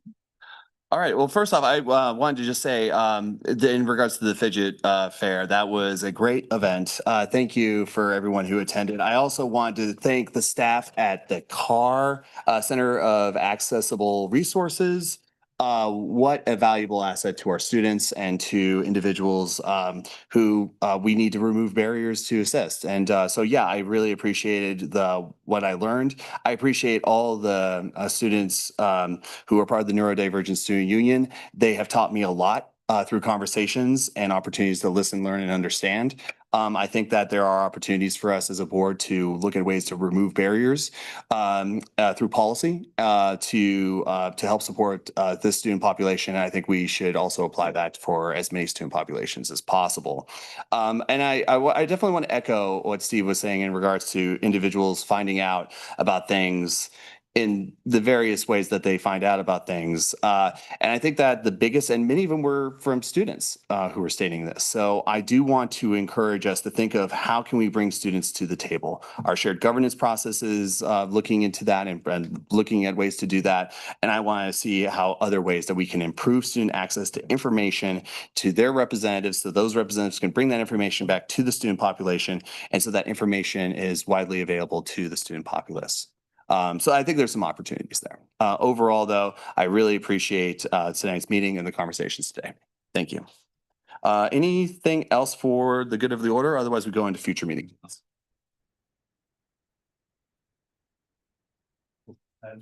Oh, that's right. I greatly apologize. There was a list of things. I apologize. President Bulger, you could, would you like to state something? No. Oh, no, you were just reminding that. Okay. Okay, here it is. So next regular meeting is July 1st. Please note that the board will be taking a group photo at that meeting. We ask all board members to plan to attend in your, picture dress. And in addition, in the July 1 meeting, we'll be electing our board chair, vice chair, as well as community organization appointees. Those who have currently served in those community appointees, thank you for your service. If you're interested in continuing to serve in those roles, that would be the time to communicate that. If others show interest and or would like to learn more, please contact us so we can answer those questions. Before we close, I just want to also briefly note that we have the 2026 ACTT Leadership Congress that will be taking place October 21st through the 24th. This is going to be in Chicago. At this time, we're looking to send one board member. Usually we try to get that in before the early bird deadline, and we try to emphasize and prioritize individuals who are new to the board, who haven't been to a conference and so forth. So be sure that if any board members are interested in attending, please reach out to Jove so that staff can follow up with the registration, travel, and next steps. And so those are the major things. That, like I stated, future meeting date is July 1, 2026. Can you let us know what that early bird deadline is? Oh, my apologies. Early deadline is August 14th. August 14th. All right. We will also have an updated calendar for approval at the September 30th board meeting. That will be attached for board review. With that, we are